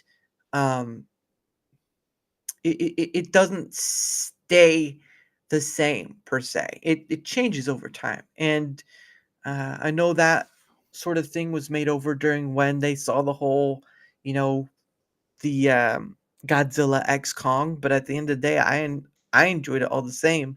Some story elements don't make sense, and that's perfectly fine to question a story, how it gets put together. But at the end of the day, though, um, it, what what makes a movie enjoyable to you should not matter as much as what it makes enjoyable to another person. Now, it does make sense for the money side, right? Because a movie has to earn money in order for there to be another one.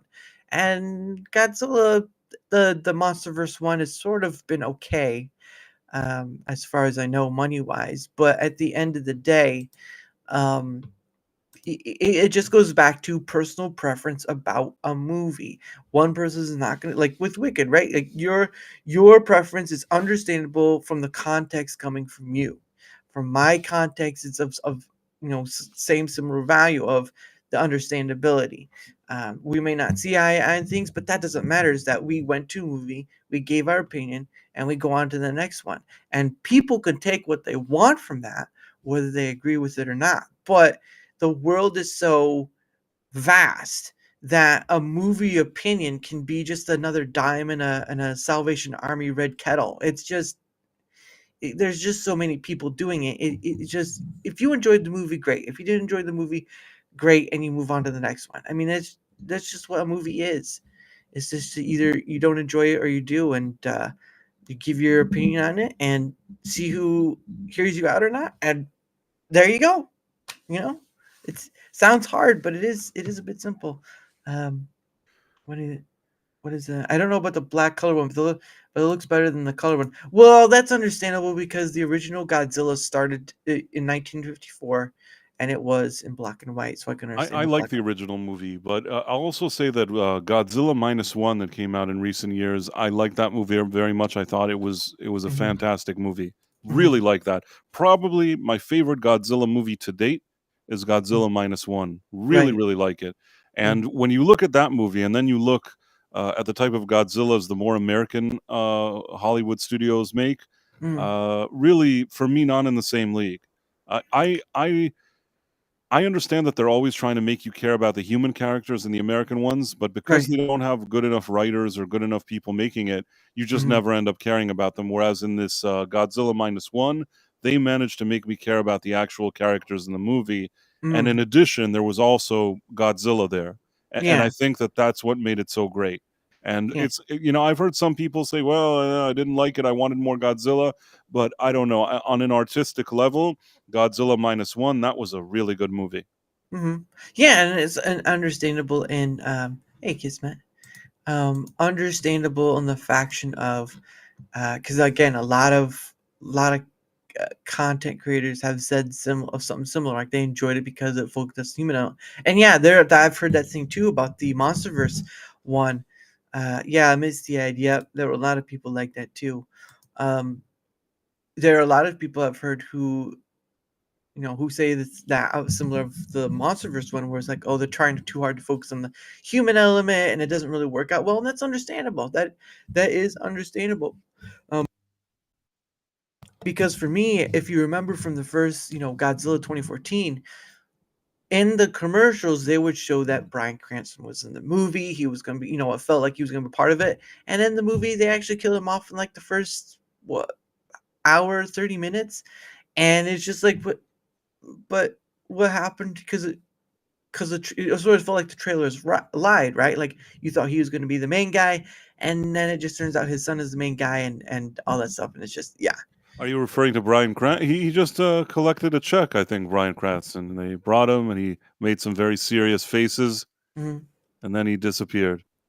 Yeah, no, but I mean, you got to give credit. He did give his all for that part because it was you believed him. Um, I see that John, problematic white guy, is saying that he liked Godzilla -1 as well. And yeah, that was just a great movie. Such a surprise for me. I went in thinking nothing, just mhm. expecting nothing, thinking nothing, Yeah, uh, and I came out of it really, really impressed. yeah, and I'm glad that a lot of people like it. I went in with sort of the same accordance because I wasn't. It's been because this was a change up from what they were previously selling from like uh what was the one Sh- not something Godzilla or whatever. Of course, there was a anime version of Godzilla. It was called Godzilla uh, SP or Singular Point, but I don't think a lot of people saw that one. Just of the back of Breaking Bad must have changed a fortune. Yeah, I can believe that if it's just coming off Breaking Bad, I mean they probably paid a lot of money for him, but still it was sort of kind of sad because you would imagine if he was able to play out through a whole movie. What was it? What's that one gentleman? The guy who got to play what's her name? She plays the girl 11 from Stranger Things. Um, trying to think, I can't think of her Millie name. Bobby Brown. Yes. So the guy who plays her dad in the Monsterverse series. Was I it mean, Guy he's Pearce? Was it Guy Pearce? Maybe I can't remember now. Even crap. I'm gonna have to look it up because I don't know his name. He's been in a lot of different media. I do know that. Um, let's see. Not not the New Empire. Here, we'll go to this one. Um, Rebecca Hall. Nope. Nope. Nope. Nope. Lance Reddick was. Oh, Kyle Martin Chandler. Kyle Martin. Yeah, Friday Night Lights. Friday Night Lights is one of his things he was in. But Kyle Chandler is the guy I was thinking about. He was the father of Millie Bobby Brown's character in the Godzilla versus Kong, and of course the one before that with not Mothra, but Ghidorah, King Ghidorah, um, which will always have that stunning scene of King Ghidorah on top of that volcano. That was pretty stunning. Um, Charge Nino. Oh, okay. I didn't know what we were talking about. Thank you, Davey Verse. And the Cranston movie was weird, but also had a great twist that he died halfway in the movie. Yeah, I don't know if I would say that's great because I guess for me, I guess it can. I guess for by you saying that, it could play against the expectations of other people there. But when you do that, sometimes it doesn't work out well, and it may go up against. But it was just one of those things where it's like a what moment, and you're just like, they got rid of the main guy, and it's sort of like, well, Godzilla's supposed to be the main guy, but he's barely in it. King of Monsters, that's right, thank you. With King Ghidorah, King of Monsters, and then it was Godzilla versus Kong, and then it was Godzilla X Kong New Empire. But yeah, I again, I get the differences, I get the whatever, but at the end of the day, I still enjoyed that line of series. They aren't perfect, they aren't made to win Emmys, and I know most likely it's just a complaint on the story, which is, it's a reasonable thing to do. But for me, sometimes it's just dumb fun movies. There have been a lot of movies that have been made throughout the years that never win an Oscar, but they're just fun movies. And luckily, I bought the physical, copies of um, that the what was it? Godzilla versus Kong, and then I believe I got Godzilla X New Empire. I'll have to recheck. But I missed out on getting Godzilla 2014. Missed out on it. Wasn't great because Godzilla isn't supposed to be a big twist type movie. Understandable. They kind of did. Again, they kind of did keep Godzilla hidden until towards the very end. I mean, it's kind of hard to keep a giant reptilian monster hidden as sort of an end thing when the movie itself is called Godzilla. And you're like, when is like a big guy gonna show? Like I think Yeah. they in the Godzilla -1 they show a sort of pre-Godzilla, and then I guess there was, I think there was another bomb, another. That's right. There was a scene where another atomic bomb or hydrogen bomb or whatever blew up, and so that got Godzilla more irradiated, and so you see the Godzilla walking like a sort of a robot stance going through downtown, sort of thing. But yeah, that was a pretty good movie. But yeah, I enjoyed the Monster ones too. I know a lot of people don't, but it is what it is. A movie should be if you enjoy it or not. If you don't enjoy it, great. If you do enjoy it, great. But um, never, I don't want to say never, but you don't always have to listen to what other people say about the review of a movie if you're still interested in seeing it, whatever that movie may be, right? Um, what's the Red One? I heard a lot of people complain about Red One that it wasn't the greatest or whatever. I went to go see it. I had some fun in it. Yeah, it's a it's a The Rock movie with Chris Evans, but it was still has its funny moments. There were some nice moments in there too. Um, here, it was directed by Robert Zemeckis, and it's basically just it's going through the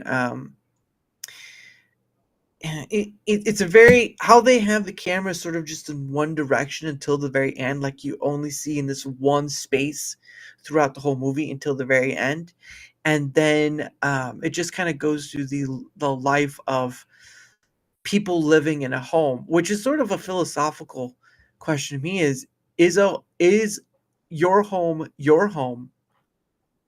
Uh, Sorry, I want to reword that. Is the home you own your home?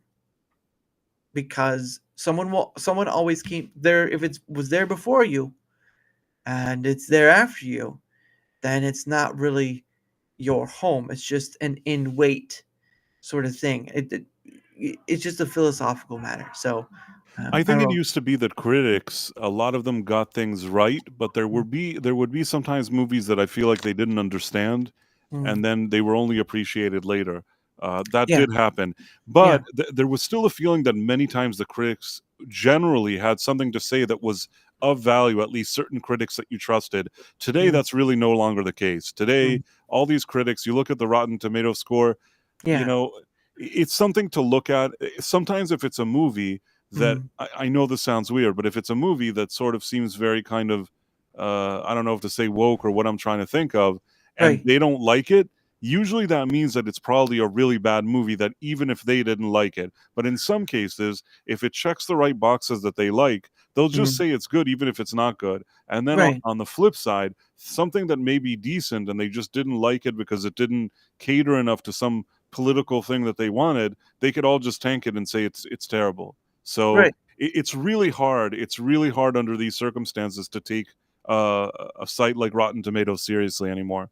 Yeah. Well, of course, it's owned by. I believe it's owned by Amazon. I know. I know. It was by Fandango for a while. If you say it's Amazon, Yeah. Well, that's what I heard. I apologize. That's what I heard that someone had said it was owned by Amazon. I know IMDb is probably owned. There are a lot of small sites that are owned by some big conglomerate companies. Oh, and he's gone. Uh, well, that was something. Can you still hear me? Did you press something? I don't know what happened. Yeah, I can still see his thing, but I don't know if he can see himself or not. Because I'm still live. Um, so I'm not sure.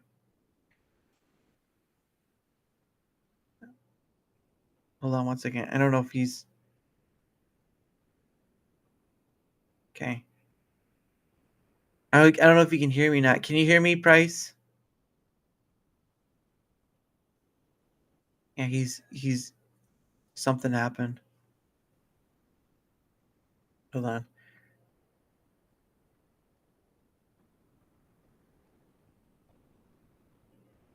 Okay, hopefully that will get across. I don't know what happened there. Yeah, and again, this is El Tomby. How's it going, good sir?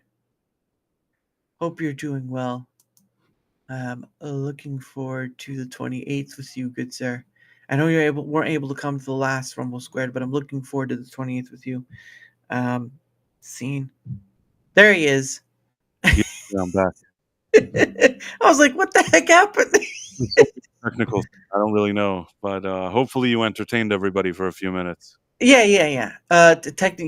Technical issue gremlins. Yeah, especially when you never know how the internet, your internet's gonna go, right? So Some yeah, bump happens. I think what I was saying was they were owned by Fandango. I think recently Amazon may have bought them. I'm not sure, but in any Right. case, I feel like they're extremely compromised. How can you Mhm. take? There's too many people with interests. Even Yes. Fandango, it's like they want Mhm. you to buy tickets, so then Mhm. they're telling you what movie is good, and then what if they have a relationship with studios and they want you to buy tickets? Mhm. You can't have. Um, the same people that are benefiting from these kind of ratings be the ones that own these ratings. Yeah, So, especially with companies like, hey, Tomby. especially like IMDb, uh, Rotten Tomatoes. But again, that goes back to sometimes it's best to, yeah, most times people will listen to maybe a favorite person they follow or a family member or friend they trust about, oh, was this movie good or not? But sometimes at the end, it's ultimately up to you if you want to spend your money to go see a movie which you aren't too sure on. Yeah, a trailer should be able to sell a movie right off the bat, right? It doesn't matter what the genre is or whatever. A trailer should be able to sell the movie itself, full stop, because that's what a trailer is. Sometimes it works, sometimes it doesn't, and sometimes it's just a trailer just tells the whole movie, and you're just like, why did I even go watch the movie in the first place? Yeah, for sure. It's just one of those things. But yeah, at the end of the day, sometimes you have to go kind of see for yourself because that's where I've been a few times where I went to go, other people saying this, other people saying that, and then I went to go see myself and saying, I didn't really see much of that. I saw a little bit of this, but not much of what they're saying. Um, because I do think I do think sometimes we, and I'm putting sometimes like me or some other content creators, they put their perspective thinking that that is of similar statute to the people who will go and who want to see this movie or not want to see this movie. And perspectives are going to vary to some degree from mine, from yours, from the next person down door, or whatever, right? Like our view on the movie Wicked and so many others. Um, there's going to be a variance of difference of opinion, but that's where again people have to take into their own hands and figure out for themselves if it's worth it or not. Look, at the end of the day, these companies survive on our dollar bills. Like, right, remember the story? I think the story was that the theaters during, after COVID or C-19, whatever you want to call it, were gonna shut down and all this stuff, and some theaters did. Don't get me wrong, but they, people were talking about how theaters were going away and all this stuff. Like, but theaters kind of still need to be, because people still enjoy going out of their homes to go see a movie, right? Like drive-in theaters. If you've ever been to one, there are still people who go to drive-in theaters for however many rare that are left. Some people still go to that, and they show like two movies, I think. Yeah, I think drive-in theaters do show two movies per showing, but there's always going to be a need for something because there's an experience with that, right? Back in the day, it used to be, going with friends or whatever, and prices were cheaper. But theaters will always have their place. It's just it's just going to be one of those things where um, it's going to be a choice because of how much it costs to even have something from a theater, more or less. Um, so, and I don't know. Do you? I know you went to go see those movies, but does that mean you still go to theaters, or do you wait until you get it from the online retrospect? No, no, I actually go to the movie theater because I have that AMC thing where you pay one flat fee a month, and Hmm. then you could see like a ton of movies, and I Yeah, kind of like that. I yeah. like seeing stuff in a theater, so yeah, I'm totally cool with it. I like that arrangement. Hmm. There's a theater not far from where I live, and it's super convenient to do that, Hmm. and I like it.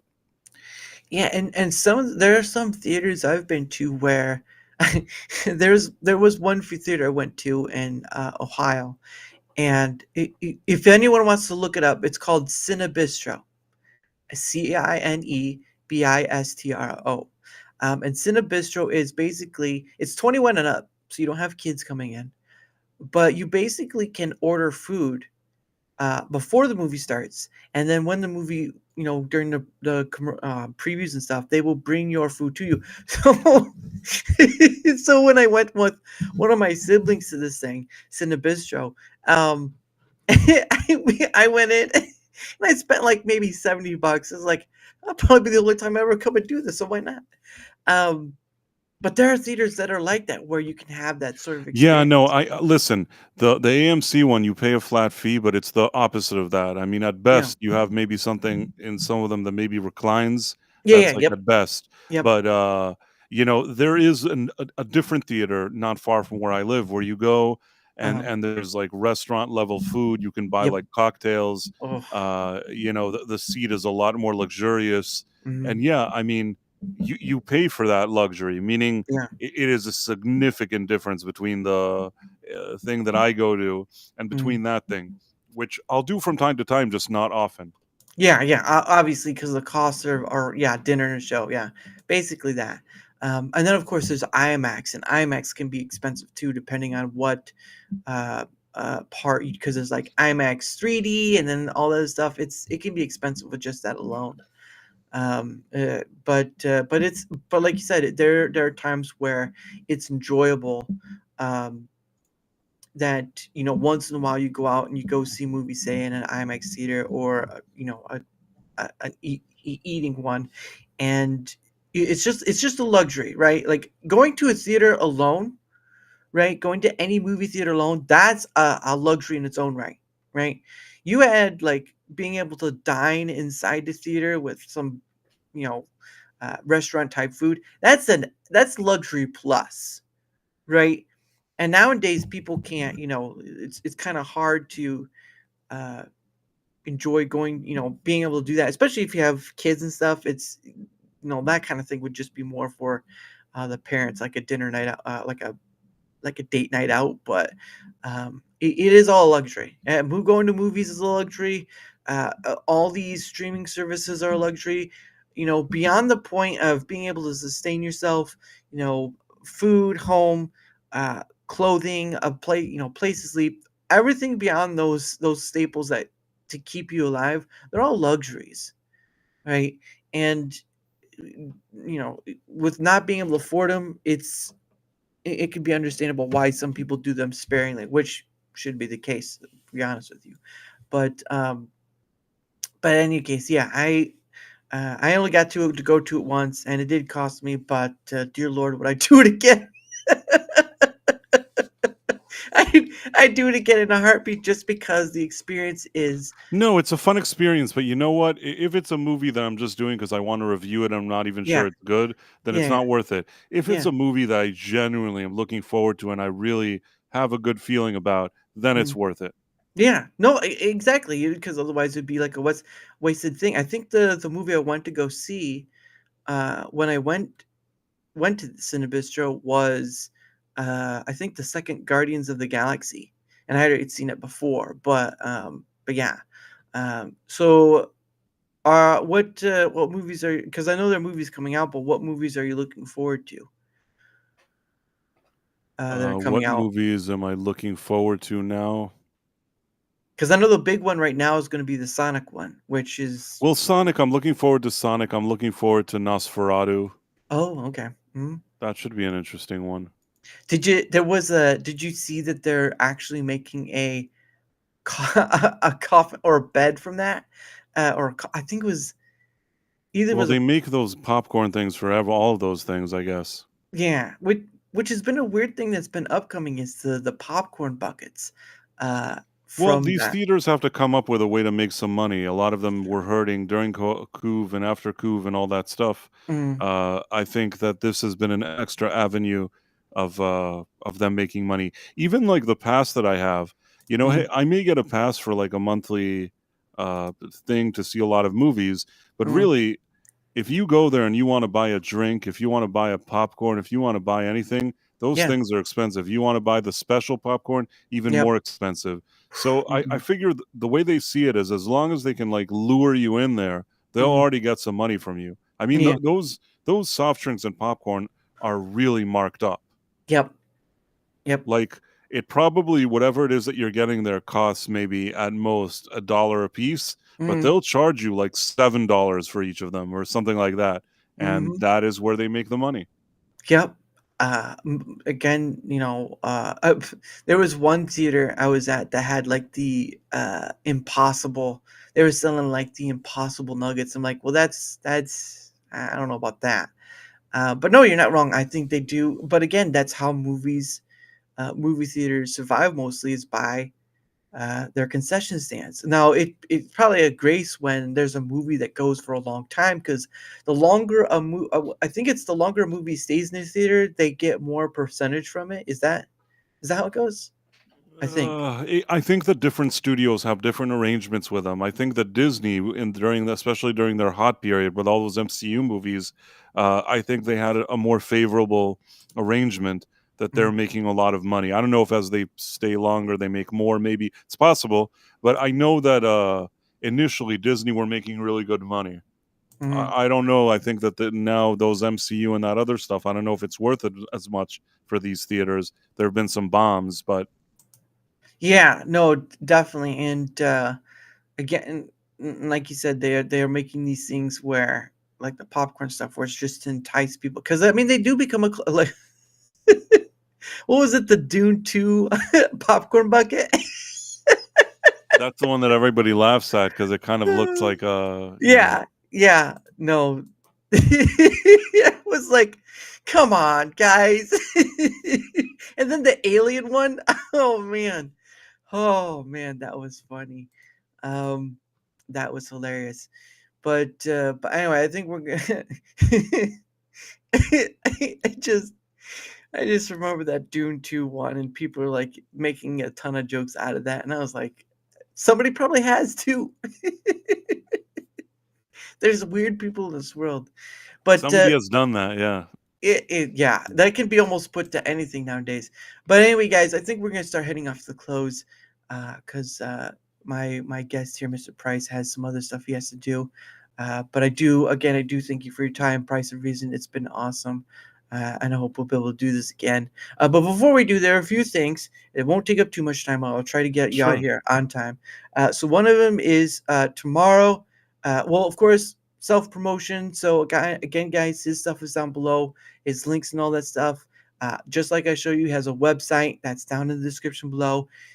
You can go find his stuff there. And of course, he has the Price of Reason Live, which is linked on his website. So if you want to go find it, it's there.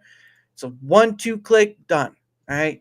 And of course, for my end, oop, well, I'll have to restart that. But anyway, of course, for my end, the links are down below as well for me. If you wouldn't mind leaving a like, sharing, or reposting if you're on Rumble, because they have that feature now where you can repost a video. You can leave a comment or leave a leave a follow. Anything that helps with the engagement factor in either Rumble or YouTube is much appreciated, because not only does it help me being seen more, like all content creators, it also helps in having more people on as guests, like Price of Reason, like Tomby, and like John, and like so many others. So anything you do with help with that part is much appreciated. Of course, again, my link is down below, has all my stuff.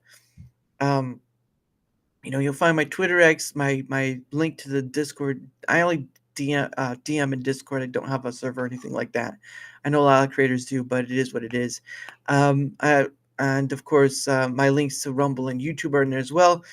You can find me there. If you want to take up the opportunity to come on, guess what? You can either leave a comment on either Rumble or YouTube, or go to the link below to my places and find me there, and we get started. Because at the end of the day, Darachat is about having conversations with others, across the way. Doesn't matter if you're a creator or not. It just matters if you're willing to take up the opportunity to come on and have a conversation, and that's what it's about. And of course, tomorrow at tomorrow at 7 p.m. Eastern, and of course, I haven't shown anyone yet, but this is the December calendar right now. There's one or two people I'm still missing to put on, but this is basically what my calendar looks like, with a few, but with New Year's and Christmas being that sort of thing. But tomorrow at 7 p.m. Eastern, I will have on J.Elite. Now, J.Elite is someone who came across my thing a while back, and he actually helped come up with the name for Rumble Squared, which I'm doing once a month, sort of like gathering feedback for what the big consensus of finding the commonality of the big consensus of what a lot of people want worked on, and items for Rumble, because I know people are going to make the comparisons to YouTube, but at the end of the day, it's a lot smaller than YouTube. It's a lot I think they have like maybe 1/4 of any of the resources that YouTube has, because YouTube has Google money, which isn't nigh infinite at this point. But yeah, that's why I do it. And of course, I have a lot of other people coming out as well. And, I can't do that. But anyway, before we go, I do have a thing. It's called Questions from Hat. So I bought a hat from Rumble. I put questions in it. So what happens is at my guess, you get 2 questions. And of course, I'm not monetized in YouTube. So sorry, guys. You can't. Yeah.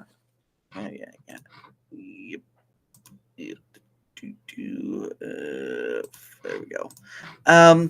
But the only side you can pay for is on the Rumble side. So if you do want another question out, you just give a rant. But it doesn't have to be. It can be any amount, really.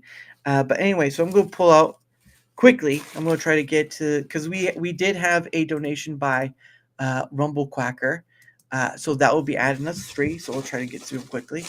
So I'm going to try to pull out one here. Well, I tried to write. I guess I only wrote it to you that I was answering Rumble Quacker. Good to see you too. Yeah, yeah, I see it. Yeah, I tried talking to him about that. But anyway, here's the first question. First question is, what is your favorite word to say? My favorite word to say? Yes. I don't think I have one word that's a favorite. Like, I've never really thought about it before. There isn't like one that's it. This is the one. Well, what is a word you enjoy saying? We'll go with that. Maybe like superfluous or something like that. Not really. No, I get maybe the word like It's a long story, but maybe the word revolutionary. Revolutionary. That has a ring to it. It's not a bad word. It's come with a lot of good or bad with it, but at the end of the day, it's not a bad word. All right, here's number 2, and it's green. Post-it note stickiness. What's the best piece of advice you have ever received? Uh, wow, that's also have to think about that. The best piece of advice that I've ever received. Mm. It can just be any that's helpful or some of that nature that comes first one that comes to you to bat. Well, sometimes Mm-hmm. I don't know if this is really advice, but I'm sort of a positive person, and Mm-hmm. if there's a way to help somebody and I can, then I Mm-hmm. try my best to do it. I don't know if it's really advice. Mm-hmm. Maybe it's somebody that's at some point in my life, or maybe I saw it, or maybe I thought that that was a good idea. Mm-hmm. Uh, tr- tr- that's really I can't really think of any other great advice. Well, it's not bad. Um, I don't know what I would say from my end because I don't. There's always a lot of different advice you get through life, but um, always be grateful. Yeah, John says always be grateful. I can't bring it up, but he says John's on the YouTube side, always be grateful. That's best. Yeah, no, that's good. Yeah, yeah. Or try to be humble when you can, because a lot of Of course, yeah. yeah, because there are people who do kind of forget that and go egotistical. All You right. know what? You know what? I'll say this. There's a saying, and this isn't advice. I don't think anybody gave it to me. I just heard the saying, at maybe at a young age or Mm, whatever it is, that you should always be nice to the people you meet on your way up, because you're going mm. to be meeting the same people on the way down.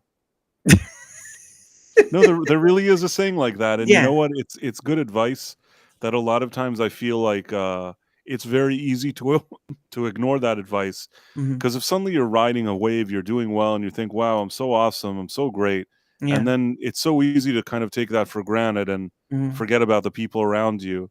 mm. I think you should always do your best to. Yeah, Yeah. it goes along with being grateful, with staying humble. As I'm not saying you can't be a human being or you can't be happy if something you've done is good or whatever, but Yeah. yeah, I mean, you have to sort of you shouldn't just be like, "Oh, like I'm the best, all these people are crap" Yeah. thing. That's not a good attitude to have.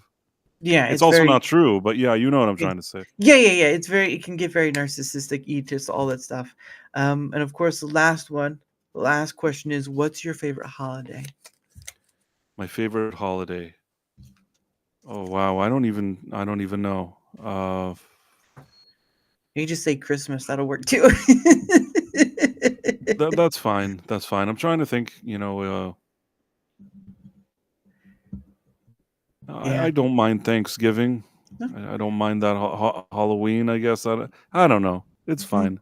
Yeah. No. Some people like holidays more than me. I'm just like I'm okay with them. But yeah, it's all good. Yeah. And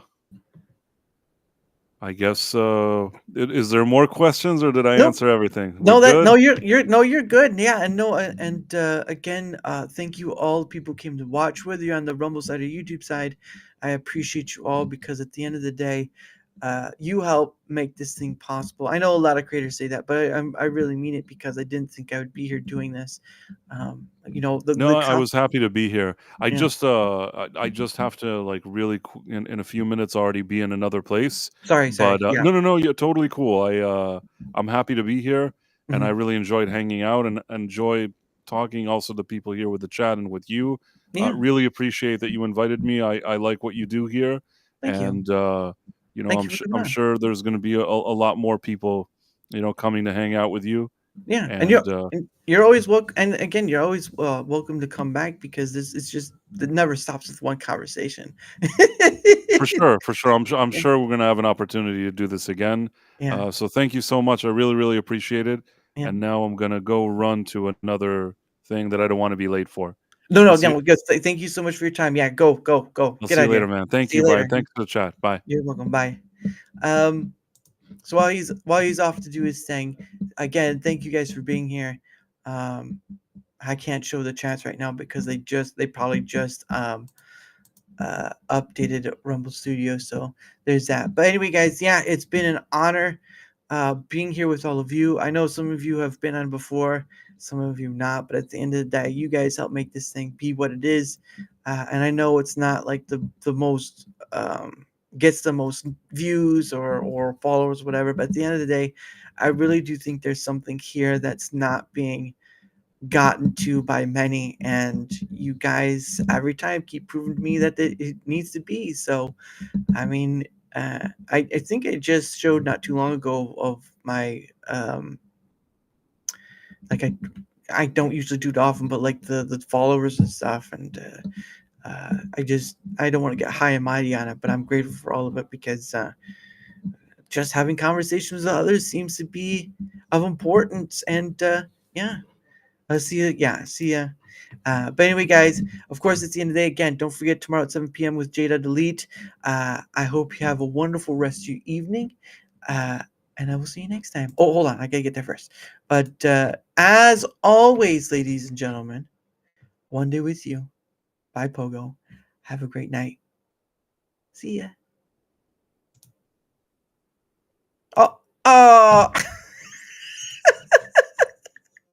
Dang it. Hold on. I got to refresh. Hold on.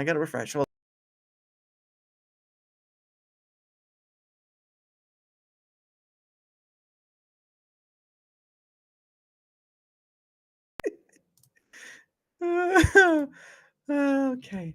Okay. Yeah, I had to refresh. I apologize. I apologize. Um, so there is that. But anyway, as oh man, thank you guys for being here. I'll see y'all next time. 7 p.m. tomorrow. Don't forget. One day with you by Pogo. Bye guys.